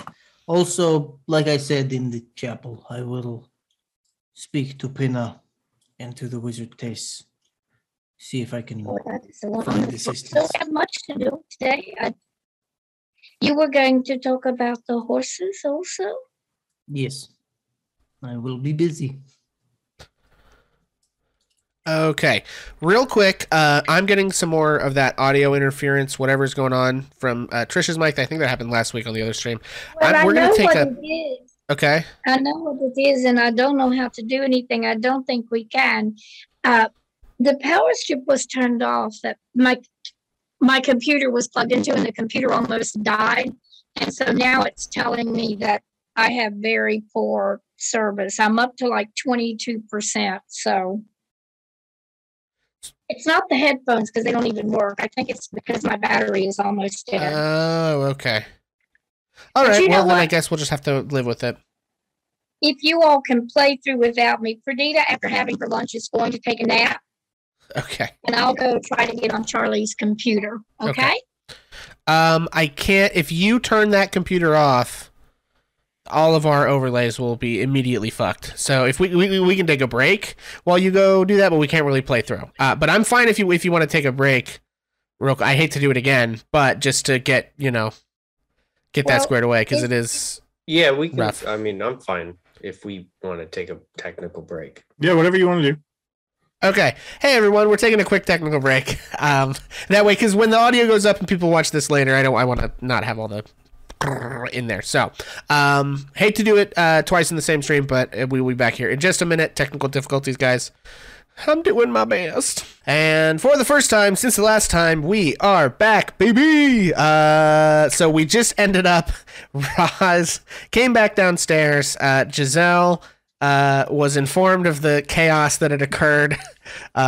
Roz paid all of the money she possessed to make up for what happened in the room. And you guys have a couple things on your plate. If there's any other stuff that you want to try to get, if there's any adventuring supplies outside of food and horses are going to be provided. If there's anything else that's you guys want, you'll probably have to find it in town. And somebody needs to talk to the horseman, and then we'll go on from there. And then I think first thing tomorrow morning, Soren had a couple of sending spells he wanted to send. So He wants to do those today.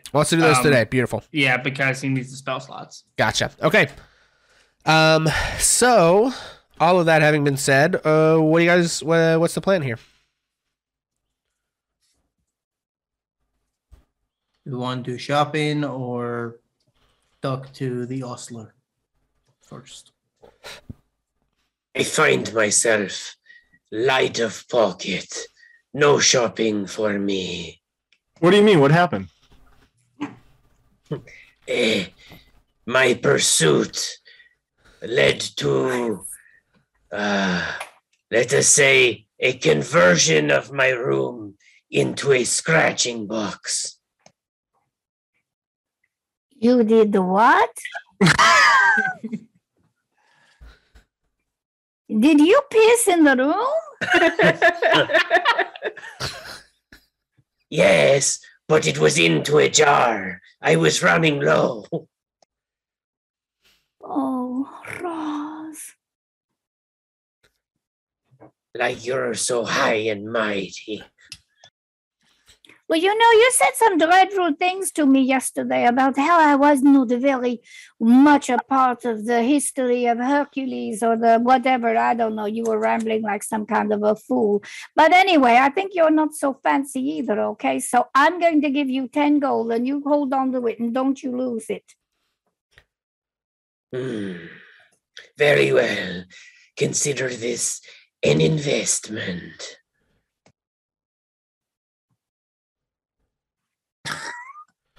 Okay. Shit. And so I think Soren, do you want to cast sendings first, or do you want to talk to Osler Ham first? I can do sending first. I have 3 sending spells to cast, and each of them get a response. Okay. So first one is going to be to Pinna. Okay. I think Soren, I think he goes upstairs for this, or here somewhere where he can be.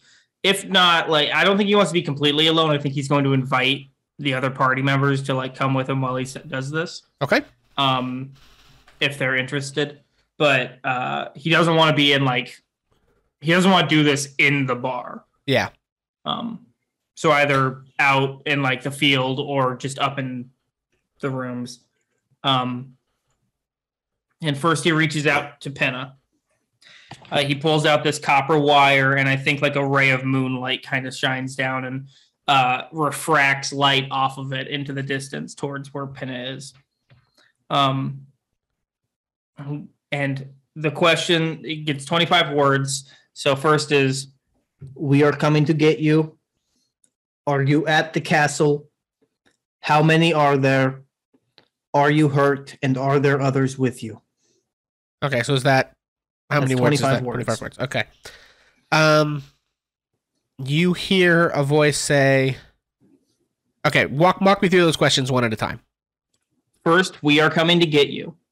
Okay. Are you at the castle? Okay. How many are there? Okay. Are you hurt? And are there others with you? Gotcha. She says,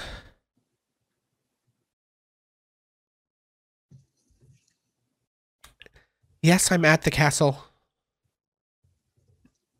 I'm not hurt. I'm not sure, but I think there are dozens. There's a boy with me. His name is Edmund. Hopefully that's the right number of words. I didn't count, but that seems like it would all fit. Nope.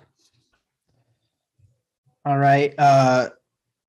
Soren reciprocates this information to whoever's with him. I assume that as many party members would be there as they can. But that's up to y'all. Perdita gasps. Oh. Perdita gasps, and almost you get the idea she's fighting, passing out. Perdita, are you okay? Shh! Not now, not now. Let him continue. That is Pinna. Does anyone have anything? Before I continue, let's cover any ground. I don't want any emotional baggage. That stuff can be really impactful in the long run. Can you send as many sending spells as you want? Can you do another one to Pinna?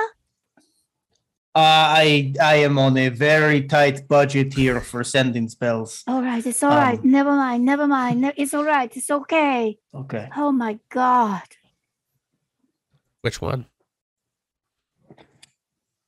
Okay. Rose, you were saying something. I only wanted to be sure that Perdita was not going to collapse. Yeah, Farron, your good friend Perdita seems to be pretty distressed by this information. Do you have any reaction to that? I probably wrap my arm around her in support, just so that she doesn't fall if she does faint. And I guess also listening, Perdita asked if we could ask Pinna anything else, and I'm waiting for response. I could reach out to Pinna again, but I plan on reaching out to Tace. No, it's all right. It's all right. It's all right. You know what this means. Farron. Oh my God. It's all right. Go on. It's all right. Okay. Okay. Going on. Anyone else? Okay. Reaches out to the wizard Tace. Okay. Uh-oh, we lost somebody. Oh, we lost Silas. Jesse. Oh man. Rip Aw. the internets.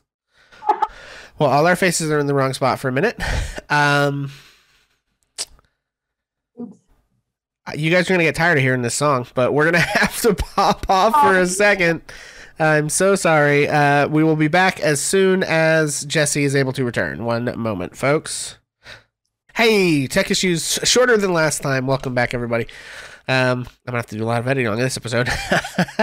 Okay, so Soren had asked Pinna some questions, and the answers surprised Perdita, but Perdita is insisting that you all continue to reach out to the others before unpacking whatever that is. So, Soren, I think. Was anyone else jumping in with anything before? No. Okay. Okay. Thorin reaches out to the wizard Tace. Orcs have taken Pinna. She's at Castle Rend. We are pursuing. Need your help. What resources can you spare? And that's 24 words, I think. Okay. Well, guys, we got to find out what Tace is capable of.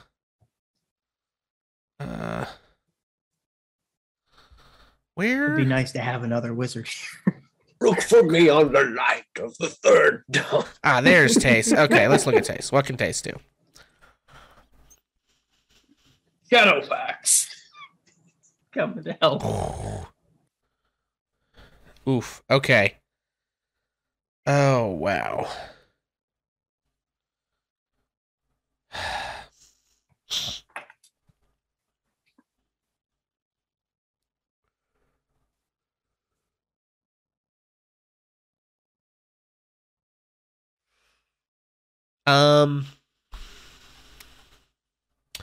Taste. Okay.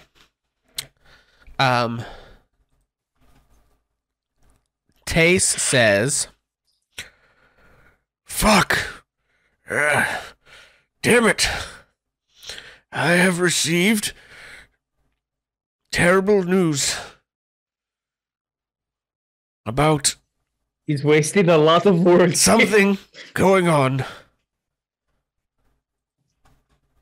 in the barony that demands my attention. I can scry on the castle and tell you, but I cannot come." Hopefully that fit. I don't know. He might have gone over there, but It might have gone over, but I think it was. I like to imagine it's like, fuck, damn it, terrible news, something going on in Barony that demands I can scry on the castle and tell you, but and then nothing else. yeah. He just like went over. That's fine. Yeah. So, Okay. And that is what I have from my regular spell slots. because you told him that you said she was taken by orcs, right? Taken by orcs. Oh, he can scry directly on her because he's familiar with her. Yeah, that's totally okay. Yeah. Yeah. I told taken by orcs and at Castle Rend. Ah, yeah. So, okay, he can. All right. So I guess I got to look up what the scrying spell can do. Okay, and you had one more, I presume? He's out of spell slots, Okay. technically. Okay. But I think Soren might wait until people like dissipate, and he's going to do this last one on his own. Okay, interesting. Let's see.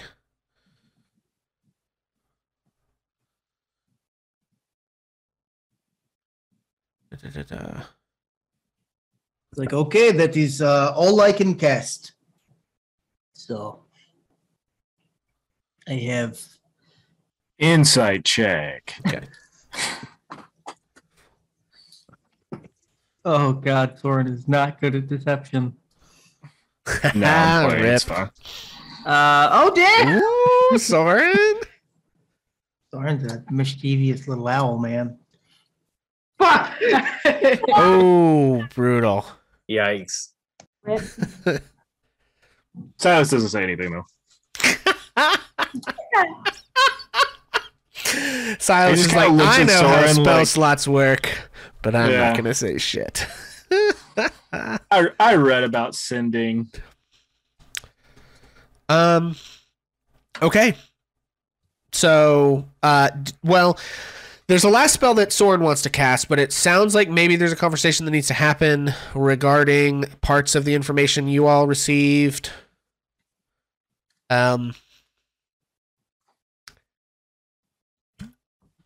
So- Perdita would not have remained seated with Farron having her arm around her. No, Perdita, after just a moment, would have leapt from her chair and began to anxiously pace the room. And during the entire conversation with Tay, she would have paid no attention. She would have paid no attention at all to whatever the owl reported that was in the conversation. But as soon as she possibly could, she is going to grab a hold of Farron and say, come with me, you must come with me now. And she is going to head out and away from everyone, dragging Farron along with her. As she goes by the bar, if there's anything to eat on it as she's headed out the door, she will grab it, but she is headed to the nighttime darkness with Farron, if Farron will allow herself to be pulled. I am stumbling right behind you.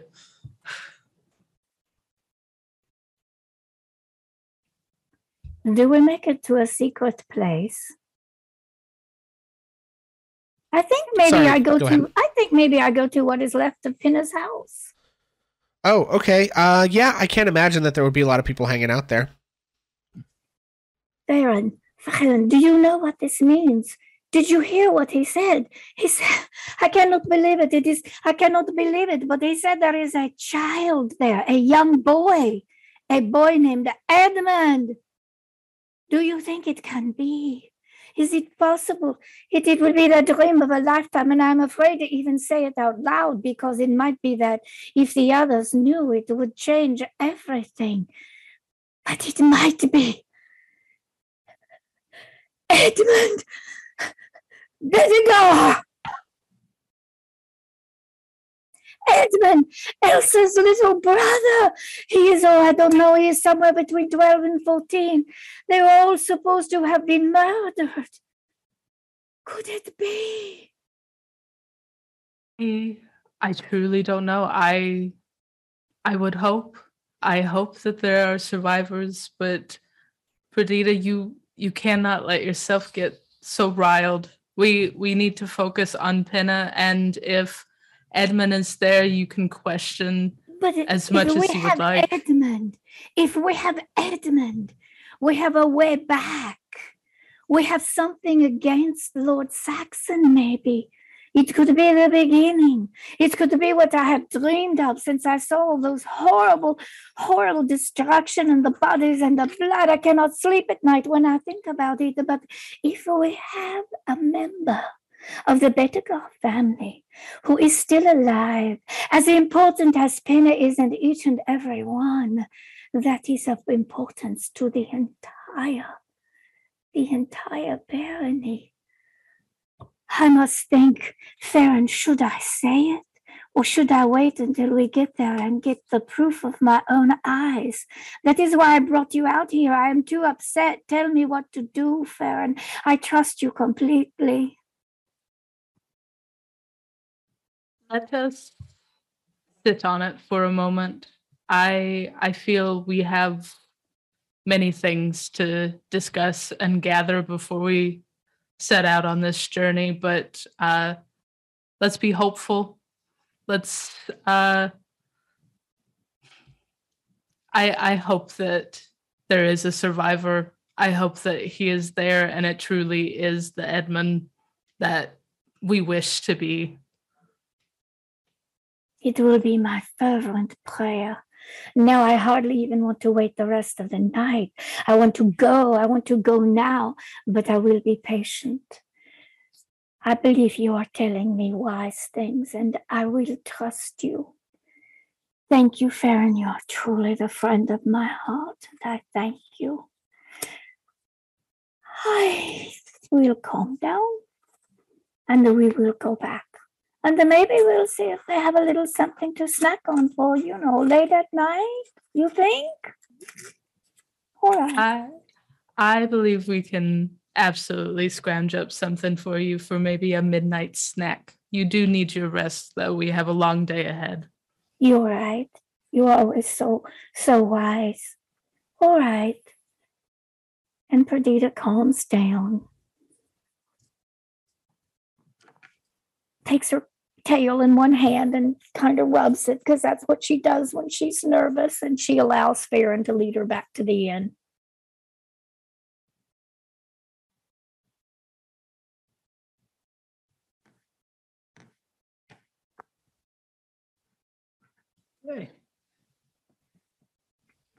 Okay, cool. Soren, you are the target of a sending spell. Oh dear. And you hear Tace say the following words. They want you to come. They kidnapped to force parley. Their leader is different than other orcs. My friend Gerald has gone missing in Dalrath. And that is 24 words. That is what Tace says to you. Okay. Okay. I think Soren looks around to see who else is in the room with him and kind of reciprocates the message. The orcs want us to come, kidnap the force parley. We feel this is already kind of known. That's why they invited Perdita. Their leader is different, and also Tace's friend is missing in Dalrath. I can respond. What do I respond with?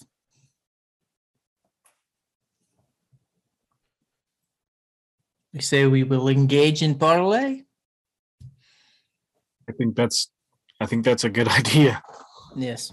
If Pinna was taken as collateral in a parley, then what is she being used to bargain for?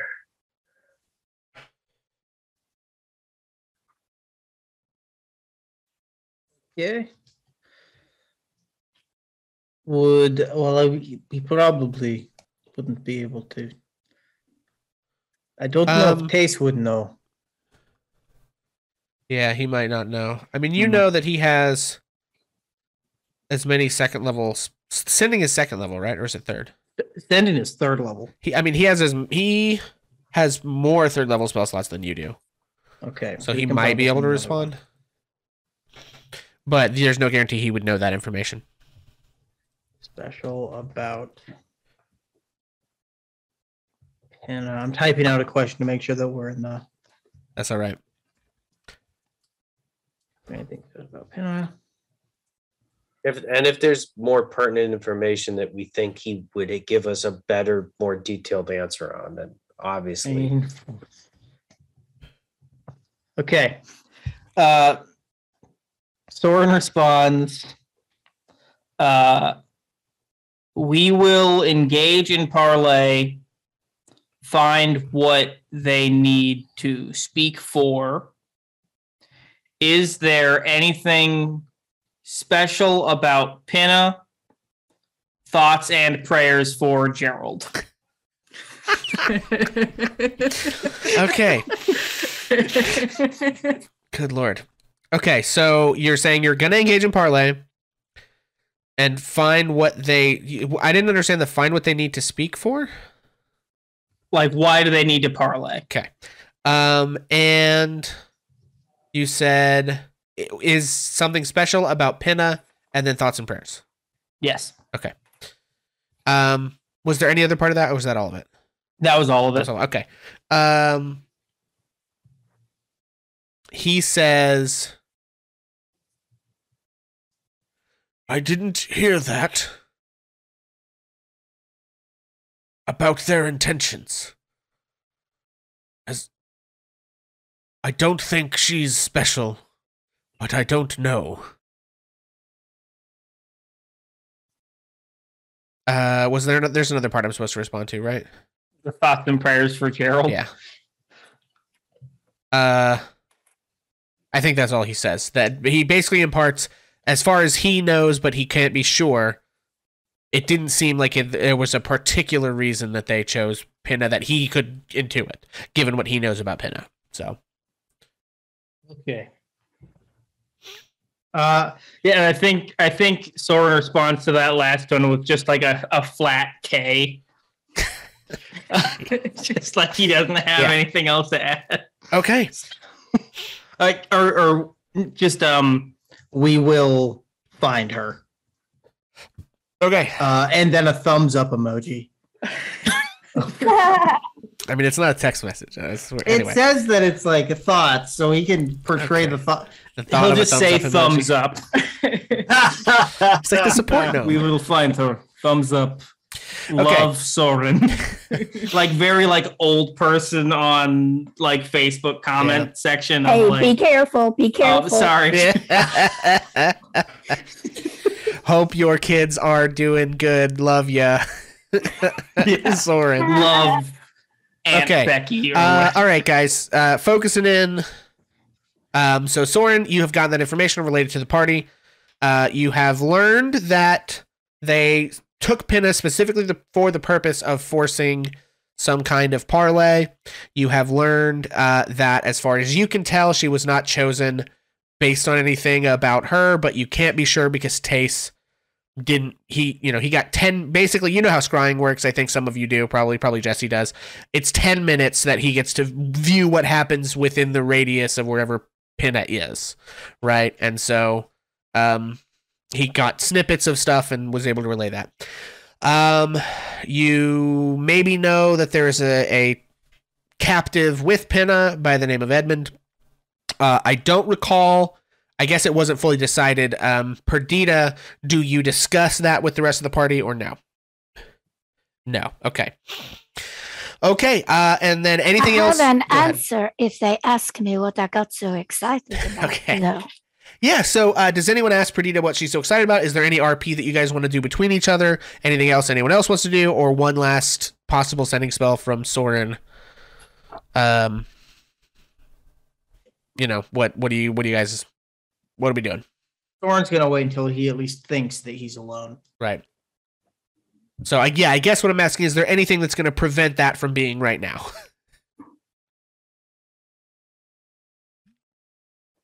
Going once, going twice. Okay. So everyone else sets themselves about the process of beginning to get ready for bed for the evening. Roz and Perdita, you are shuffled to one of the other large rooms of the inn. Perdita, Brecca informs you that she will be relying on you to make sure that if Roz starts attacking anything and claims that there's a ghost, that there is actually a ghost, that your testimony will be required to that effect.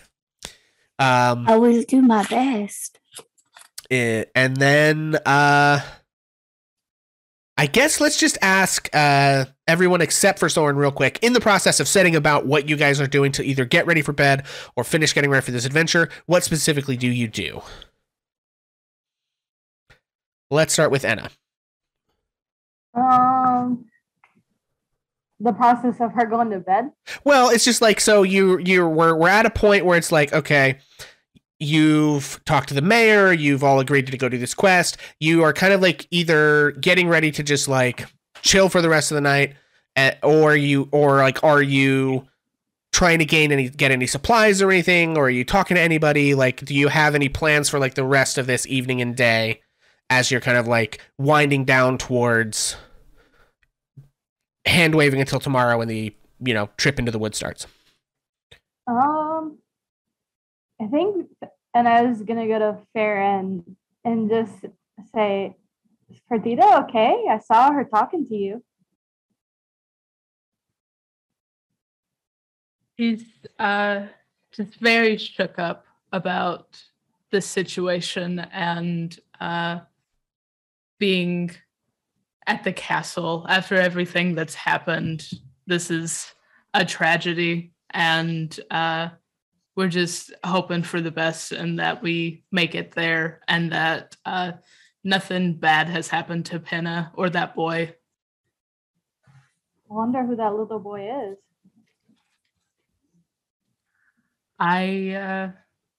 What do they have with the child?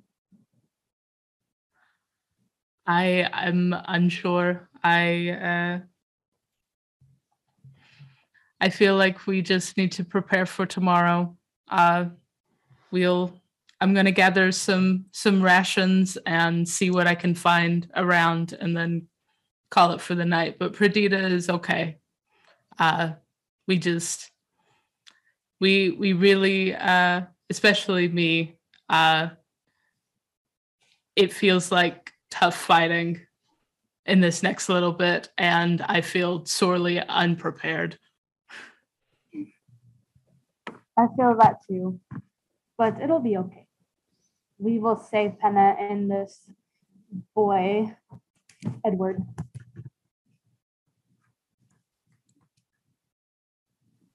I believe Farron is gonna, before heading upstairs, just ask if they do have any like dried things or stuff that would hold for a trip, so that I can gather some stuff at least for them and Perdita, because Perdita definitely needs some road trip snacks, maybe some trail mix. Right on. Okay, Silas and Roz and Perdita. What about you? Silas is going to wish everybody good night and walk into his room and do some homework. He's going to rearrange a few spells. Okay. Roz is going to throw her family tree hereditary chart down on the floor of the new room and then completely unroll it. It's like as big around as a yoga mat, and is going to start tracing her name and connecting it to the shoot off branch of Auntie Cambria. Okay. And Perdita. Perdita, if you will allow it, Monsieur le DM, as they walked back through the inn, there was a little bowl of nuts or crackers or something on the edge of the bar, and Farron, if she will agree to it, picked it up and handed it to Perdita for her midnight snack. Perdita said thank you very calmly and went up to her room, went in where Roz was, and nodded to Roz, sat the bowl of goodies down on wherever it is beside where she's sleeping, if she's lucky enough to have a bed, and she doesn't touch it. She just sits and looks into the distance. Okay. And Soren. Finally alone.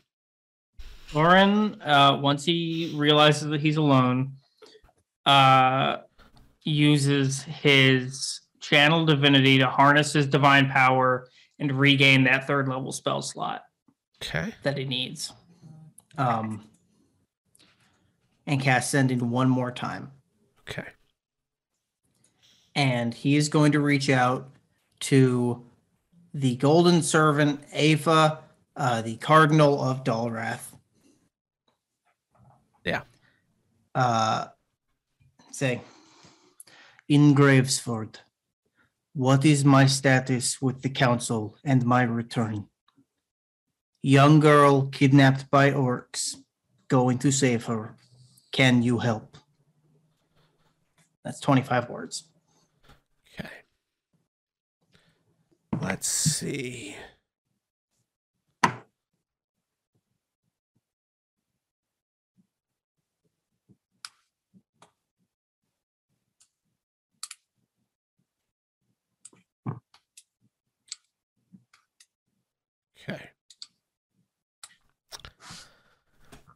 I gotta look at her abilities to see.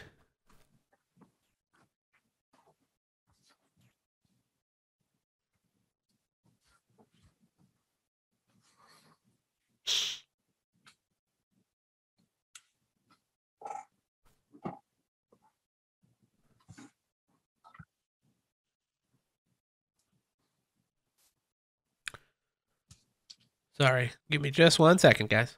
Yeah, no worries. Sorry if I put you on the spot. No, it's fine. It just takes a minute.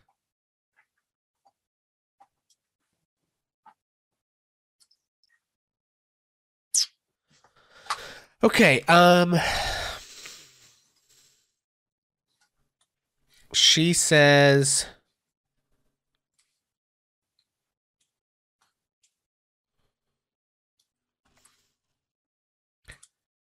tensions are still high.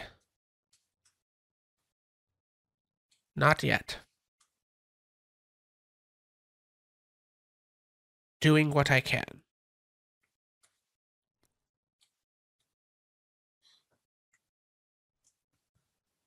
Okay. I will.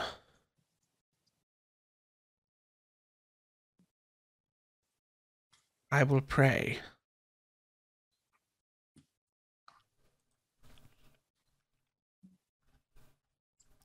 And I think that is what you get. Soren kind of sighs dejectedly. And he kind of starts picking up his little like ritual like prayer circle here, and he picks up his holy text and folds it back under his arm. And stuffs his stuff back into his bag. Okay. And he gets up and he heads to the stable to talk to the ostler. Okay.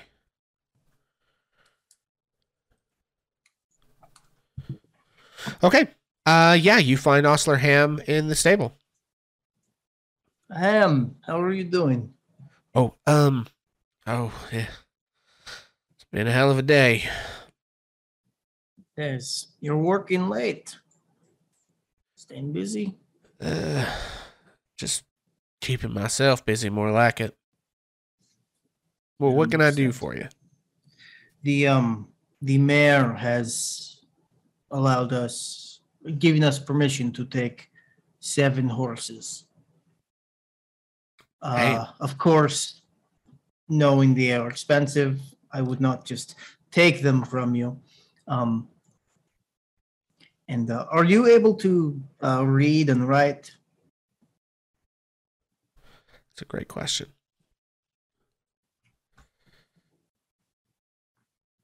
Yeah, let's find out how the public education system of Bedegar goes. Yeah. Yeah.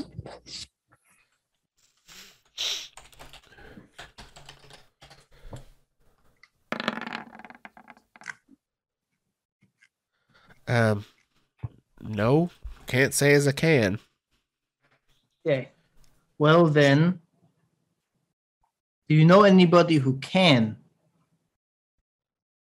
Oh, The priest Well, probably can. yeah, yes. certainly. The The priest and the mayor. Yes, if we do not come back with these horses within 2 weeks, I want you to give them this letter and tell them to send it to the Legamine Catechism in Dolrath. And Soren hands him a written like piece of parchment. It says, I, Bishop Soren Fairtalon of the Legamine Catechism, have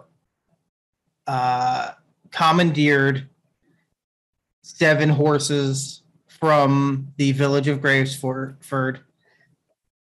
In the event of these not returning, all charges and proceeds will be registered to the Grand Catechism of Dolrath. Gotcha. Okay. He nods and he looks at it. Obviously, doesn't understand any of it, and sort of. The payment for the horses, if we don't bring them back, will come from my chapel in the north. Oh, okay. Gotcha. Well, understood. And Take he care. sort of nods and then seems to begin to be getting the horses ready to travel. We'll pick them up in the morning. And before I go, is Ham your first name?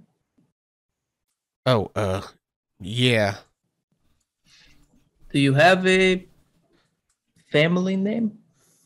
I mean, no. My Paul's name was Jagrid.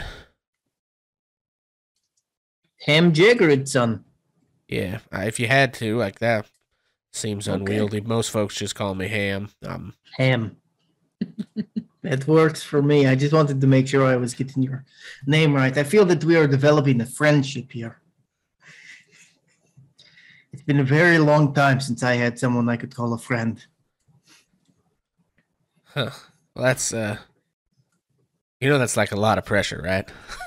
Well, like I have like people who like would call me friend and like I enjoy their company, but there feels like it's more of a mentor-mentee thing. You are someone I feel I'm on the level with. I mean, thank you. You can like read and stuff. You think we're on the? To be honest, reading hasn't done me much good.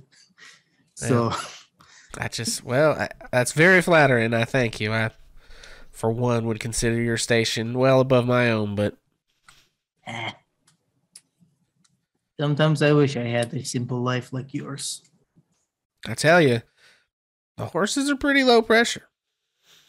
Well, in my line of work, if you try to help people, you get exiled, and forced away from your home for years on end. So, yeah, that sounds about right. All those city folk got their heads shoved so far up their own ass that their eyeballs are their tonsils, I guess. He doesn't know what tonsils are. Tonsils are in the neck. Those are pretty close. I don't think that. I'm just saying that I was casting about for a good, colorful phrase, but he like wouldn't. A colon, maybe. Like the colon is kind of sphincter is a good term. No, here we go. They got their heads shoved so far up their ass, their eyes peek out through their ribs. There we go. That he would understand. That works. You're very funny, Ham Jaeger's son. Well, he sort of gestures at the horse and says, "I'm used to working a tough crowd." Yes, I love you. And I think Soren like does a really quick hug and then like books it. I think as Soren books it, Osler Ham says, 2 in one day, and one of them's dead. By the saints. What a day. And I think that's where we'll draw that evening to a close. Oh, man. Wild stuff, guys. We have completely upended this town. What is the name of this adventure we're playing? The Siege of Castle Rend? The emotional baggage of Braves. The somehow lives and their persnickety shenanigans. Indeed. Okay, so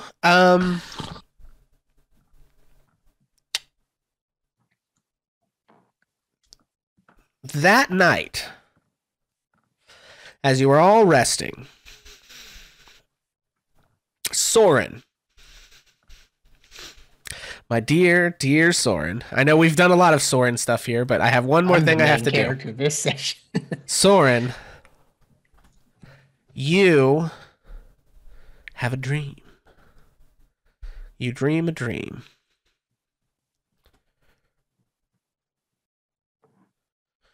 And in this dream, you are walking through the woods in the evening, I think. It's getting a little dark. Your eyes can see perfectly well. And the temperature is just right. The air feels fine. There's a light breeze, but not too much. It's just at that kind of median time between day and night. And everything is peaceful. and calm. Everything is temperate, if you will. And as you wander through these peaceful woods in your dream, you arrive at a familiar place. I don't think it occurs to you until later, but you know it doesn't look like this anymore. And it's not shrouded in darkness, as it is now. And the woods are not wild and untamed. They're all right. You are in the clearing where she was buried. But it's not... Whatever happened to it hasn't happened yet. And standing next to the grave, looking down, you see Saint Rune the Temperate. She is a woman in an austere brown and white robe. Her hair is drawn back into a tidy bun. She has one single white streak running back in her brown hair. And she's wearing very plain sandals. And she turns to look at you and nods. I think Soren immediately like buckles down to his knees and like prostrates himself. She says, the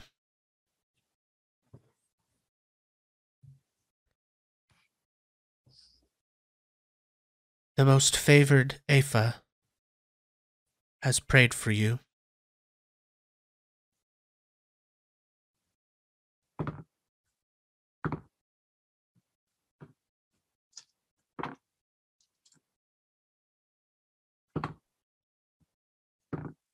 I offer you this blessing. And she reaches down and sort of like places her hand gently onto Soren's head. And Soren, you feel this sort of like holy kind of power sort of surge into you. She says, use it wisely.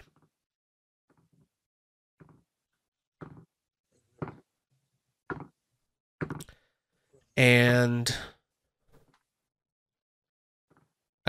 then she sort of turns and kind of looks at the woods around this clearing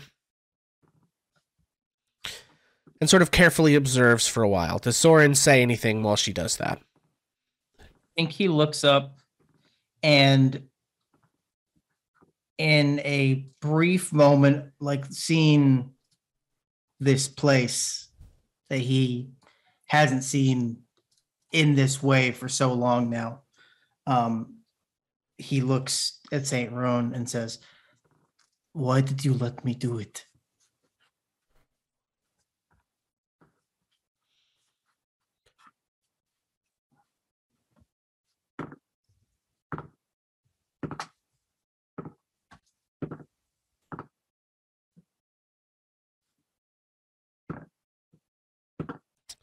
There is a delicate balance to all things. And I think perhaps some of your brothers and sisters forget what balance is, really.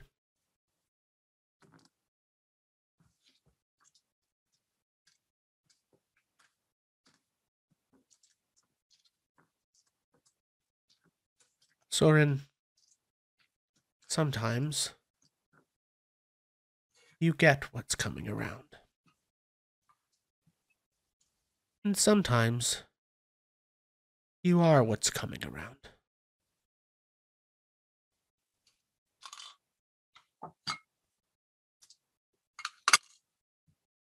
think Thorin just like dips his head again in this frustration and kind of shuts his eyes.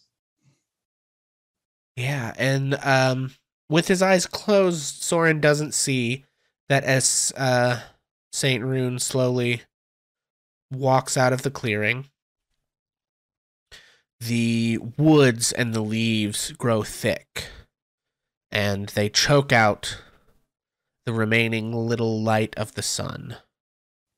They become wild and untamed.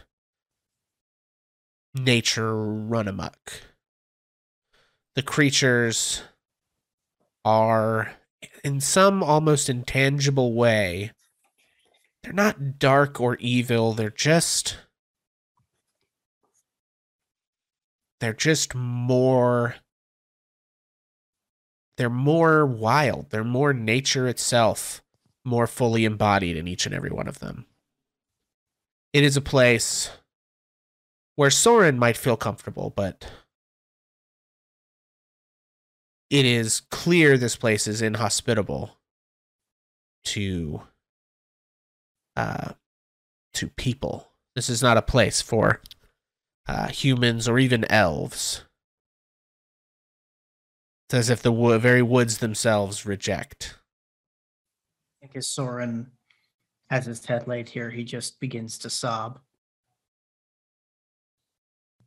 And I think Soren maybe sobs himself awake in the morning, and the light is shining in through the blinds of the room he is sharing with Silas, ? Yes, he is rooming with Silas. Okay, so the blessing, Soren, is... hang on one second. I gotta look at this thing.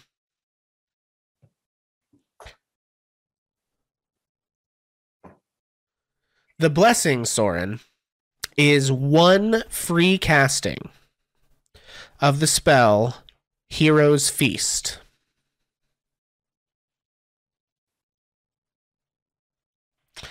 Which is normally a spell that is well above your abilities to access with the blessings of Rune the Temperate. That spell will not require any material components. It will take its correct casting time, duration, all the rest of that is normal. So, Hell yeah. Let me drop that in my stuff here. excuse me. Okay, so the morning dawns. You guys awaken, and it's basically time to set about getting yourselves fully ready to head out on the road. Are there any last minute preparations anyone needs to make before you gather the horses and head into the Forest of Rend?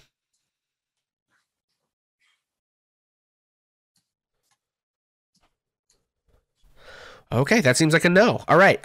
So you and Alyssa, all of you and Alyssa Tealeaf, make your way up to the stables with Oslerham, who has the horses ready for you. You can see that this represents all but one of the horses in his stable. So he has one horse left, and it seems too young to carry a rider. And I think the halfling, she gets like a pony. I don't know.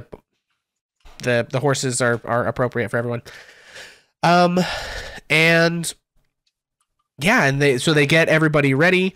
And see you on your way, and many of the townsfolk sort of watch you as you all cross the bridge and make your way into the forest. And there's as you begin to sort of enter the forest, there's not really much of a path left. Like, you can sort of tell there used to be a road here once long ago, but that often in places like trees have fallen down or rocks have tumbled from a riverside or something to kind of make the road difficult and hard to track and see. And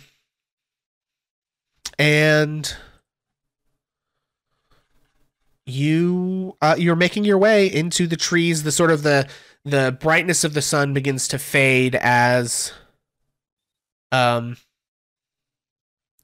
as the canopy of leaves block it. And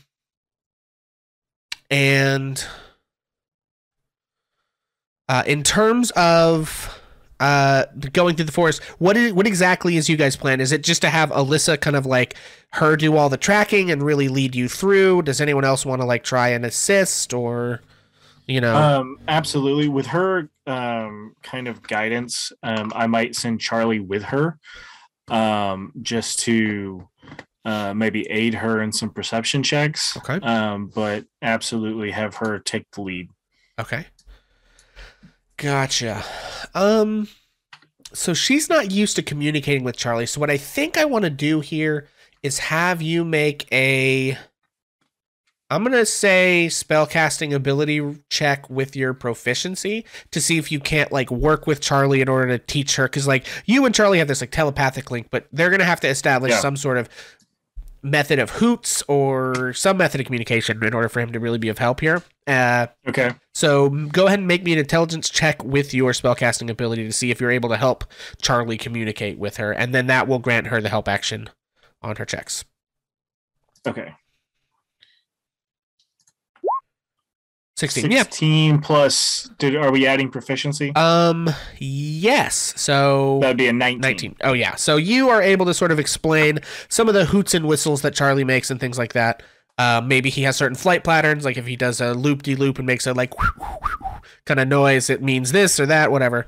You kind of give her a brief rundown of some of the more basic communication, and that will grant her advantage on survival checks. Yep. When he poops on your shoulder, he likes you. Great. Super great. Thanks. Okay. So for the first hour, Alyssa is going to make a check with advantage. Yay. Mm-hmm.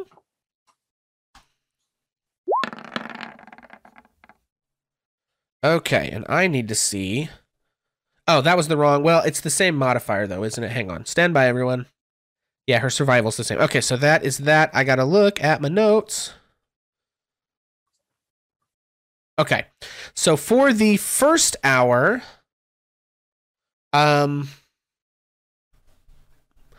you all are making your way through the trees in sort of the light undergrowth at the forest at the edge of Castle Rend.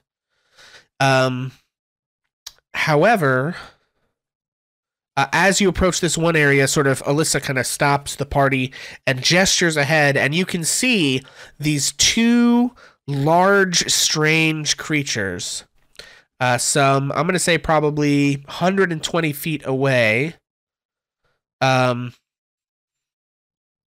They are sort of these chitinous insectoid creatures with massive spiky mandibles, and they appear to be sort of on the edge of the road, gorging themselves on something. I would like everyone to make a perception check. Ignore that. I rolled persuasion. My bad. Okay. 18 from Roz. 24 from Soren and a 10 from Farron. Okay. And Perdita is going to use her chat inspiration. Okay. Whoops, I goofed. Hold on. Oh, it's a little Farron better. is also going to use their inspiration. Okay. A little bit better. Okay, so that was like a 14 from Trish. Oh, that's a nat 20 It's a from nat Farron. 20. Okay, so good God, guys. So Silas, you're probably the only one that doesn't really well. Silas and Perdita, you can't exactly make it out in the dim light. But what did Beast roll an 18? Yeah, so I think everybody else can tell that these creatures, whatever it is that they are, you might need to make a check to see if you know what they are. But these large chitinous insectoid creatures appear to be gorging themselves on the bodies of two dead orcs. I think And Roz whispers to the group, "The enemy of my enemy." and Alyssa says, I think we can sneak around them if we just, and she kind of gestures off. It'll take us off the trail a little bit. It'll be harder to find it. But, I mean, unless you guys want to, follow the trail, but they'll probably attack us.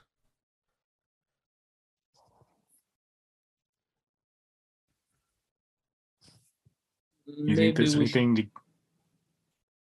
there's anything to gain from investigating the bodies? I mean, that's not really my area of expertise, but I can't imagine they would teach us anything we don't already know. We know they're expecting us. We know they want to negotiate. I agree. I think we skip it. Go around. Okay. And you guys begin to make your way around, and you can see at this point that Alyssa is kind of trying to figure out her way to get back on track, like to kind of branch off and then come back and intersect the thing later. Good God. I think Soren reaches down and like plants a feathery hand on Alyssa's shoulder and casts guidance just to. Okay. I mean, she rolled a 24, so. Oh, so. 28. Yeah, the dice, man. Okay, so you guys so the second hour, you're starting to get into this area of the forest that is a little bit swampier or more like kind of a bog. And you can kind of tell again in this one that there is a curious batch of sort of vegetation in the middle. It's like there's this thin sort of slapdash wooden bridge that kind of leads through the shallower parts of this bog. And you can tell that there's like a tiny little islandy thing in the middle with this vegetation. But with a 24 survival check, Alyssa once again sort of like waves and holds up and says, okay, she kind of points at the thing, and on closer inspection, you can see that there are like bones sticking up at odd angles. And you can see basically, I'm not gonna have you guys roll for this one. You can see the bones having been cleaned of any flesh or other residue of 4 more orcs that seem to have been eaten by whatever vegetation this is. And she says, I think we'll have to get our ankles wet, and kind of gestures around one last time. And at this point, so this is the second hour, and you're able to avoid that second encounter there. Alyssa's rolling great tonight, unfortunately for me. You still have advantage? Yes, she does. I think she gets...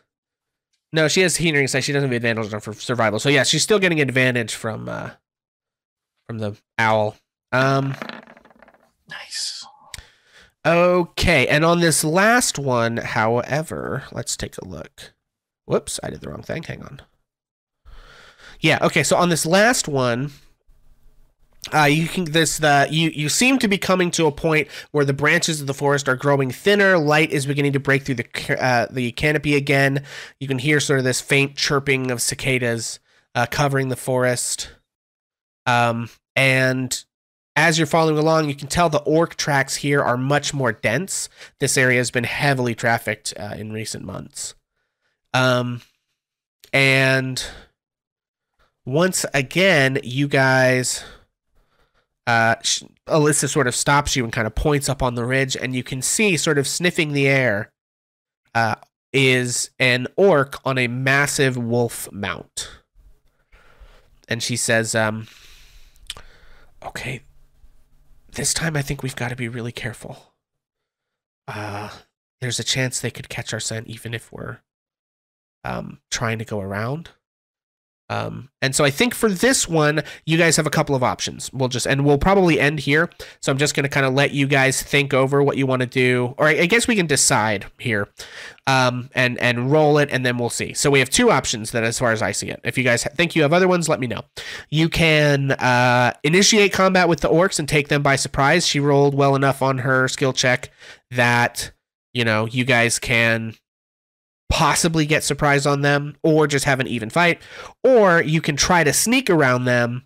But if you fail the stealth checks, they'll attack you. It probably won't be a surprise round at that point, because it's not like they're going to be able to sneak up on you because they're there, right? What do you guys think you want to do? Do you just want to try to take out? It's 2 wolves with orcs on them, or you can, who seem to be laying an ambush for other creatures. They're on patrol. You can try to just get the drop on them and attack, or you can try to sneak, but if they catch wind of you, they'll attack. So what do you guys want to do? Let's sneak attack. Taylor, Anna's thirsty for blood. She's ready. She wants to fight. She took our friend. Thou has rend. We'll see if they can catch our scent when their nostrils are full of cat peas. It's either get into sneak attack on them, or them potentially knowing that we're there. It's better to just go ahead and do it and sneak attack on them. Yeah, right. So if you sneak well enough, you can avoid the encounter entirely and just get to the castle. If you don't, there'll be a combat, or you can just initiate the combat on your terms. So those are kind of the options. It sounds like we've got 2 votes for kill him. Sorry, Silas, go ahead. No, it's okay. I don't trust being sneaky on horseback. No. With all of us, it's going to be so hard. Okay. I'm not a very quiet bird, so okay. I suppose we're jumping them. Might trigger the cats.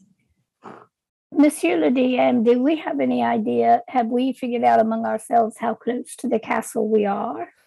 So the trees are thinning out to this point. So you get the sense you're approaching a clearing, and so you're probably pretty close to the castle. You don't see it yet. You don't think the sounds of combat would be audible there from here. Especially not with the noise of those cicadas going. If that's happening all throughout the forest, there's not much chance that you'll alert the castle to you or anything. So if the decision, go ahead. No, you're fine. Go for it. I was just going to say, has the decision been made that we're going to attack? You have some votes to go ahead and attack them. Yeah. If we vote to attack, Perdita is just going to suggest that we tie the horses up so we don't risk them. That's all. That, and Silas says to the group, is it possible to capture them and maybe use them as collateral in parlay, or do you think it's even worth it? Orcs recognize one form of currency, and that is strength. Killing their guards may actually put us in a more favorable position. Intimidation. Soren? Well, I guess we're jumping them.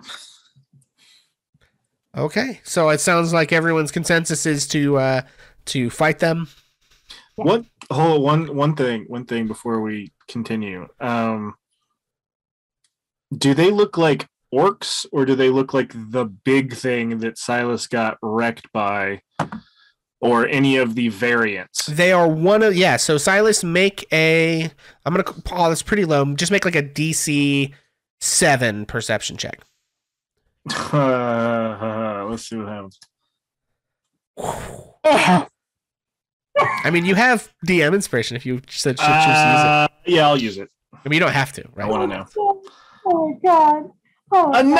Hey, that's bigger than 7, baby. Yeah. So it's a little tough to see through the trees, but you remember one of the groups of orcs that attacked you.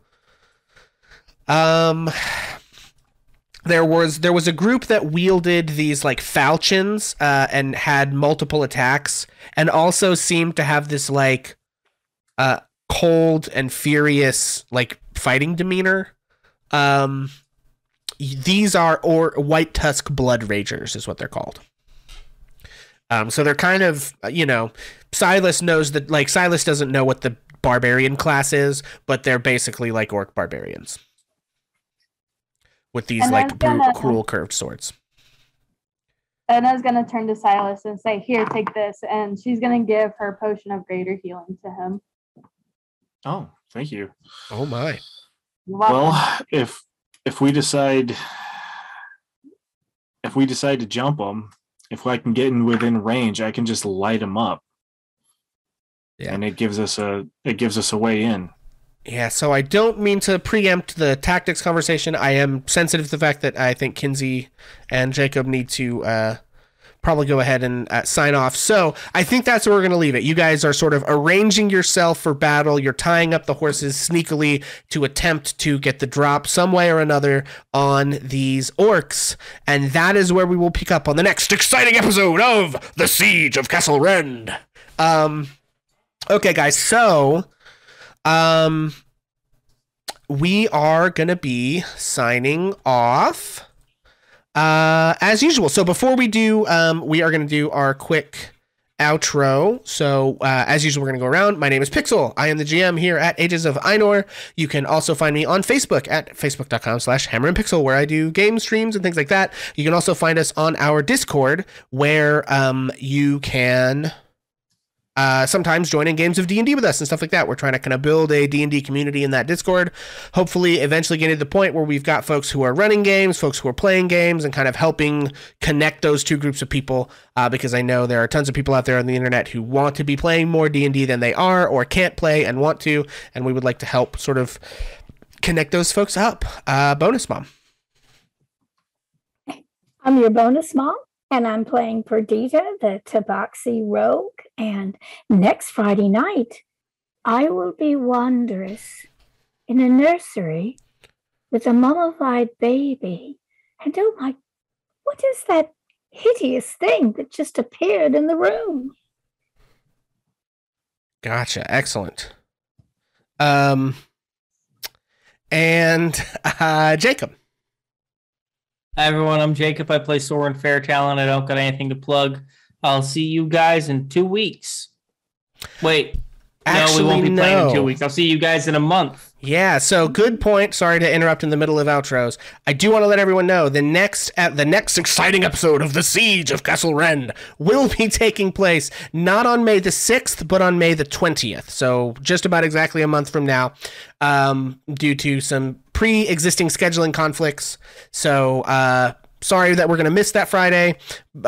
You know, please send us selfies of your smudged eyeliner from the weeping and gnashing of teeth.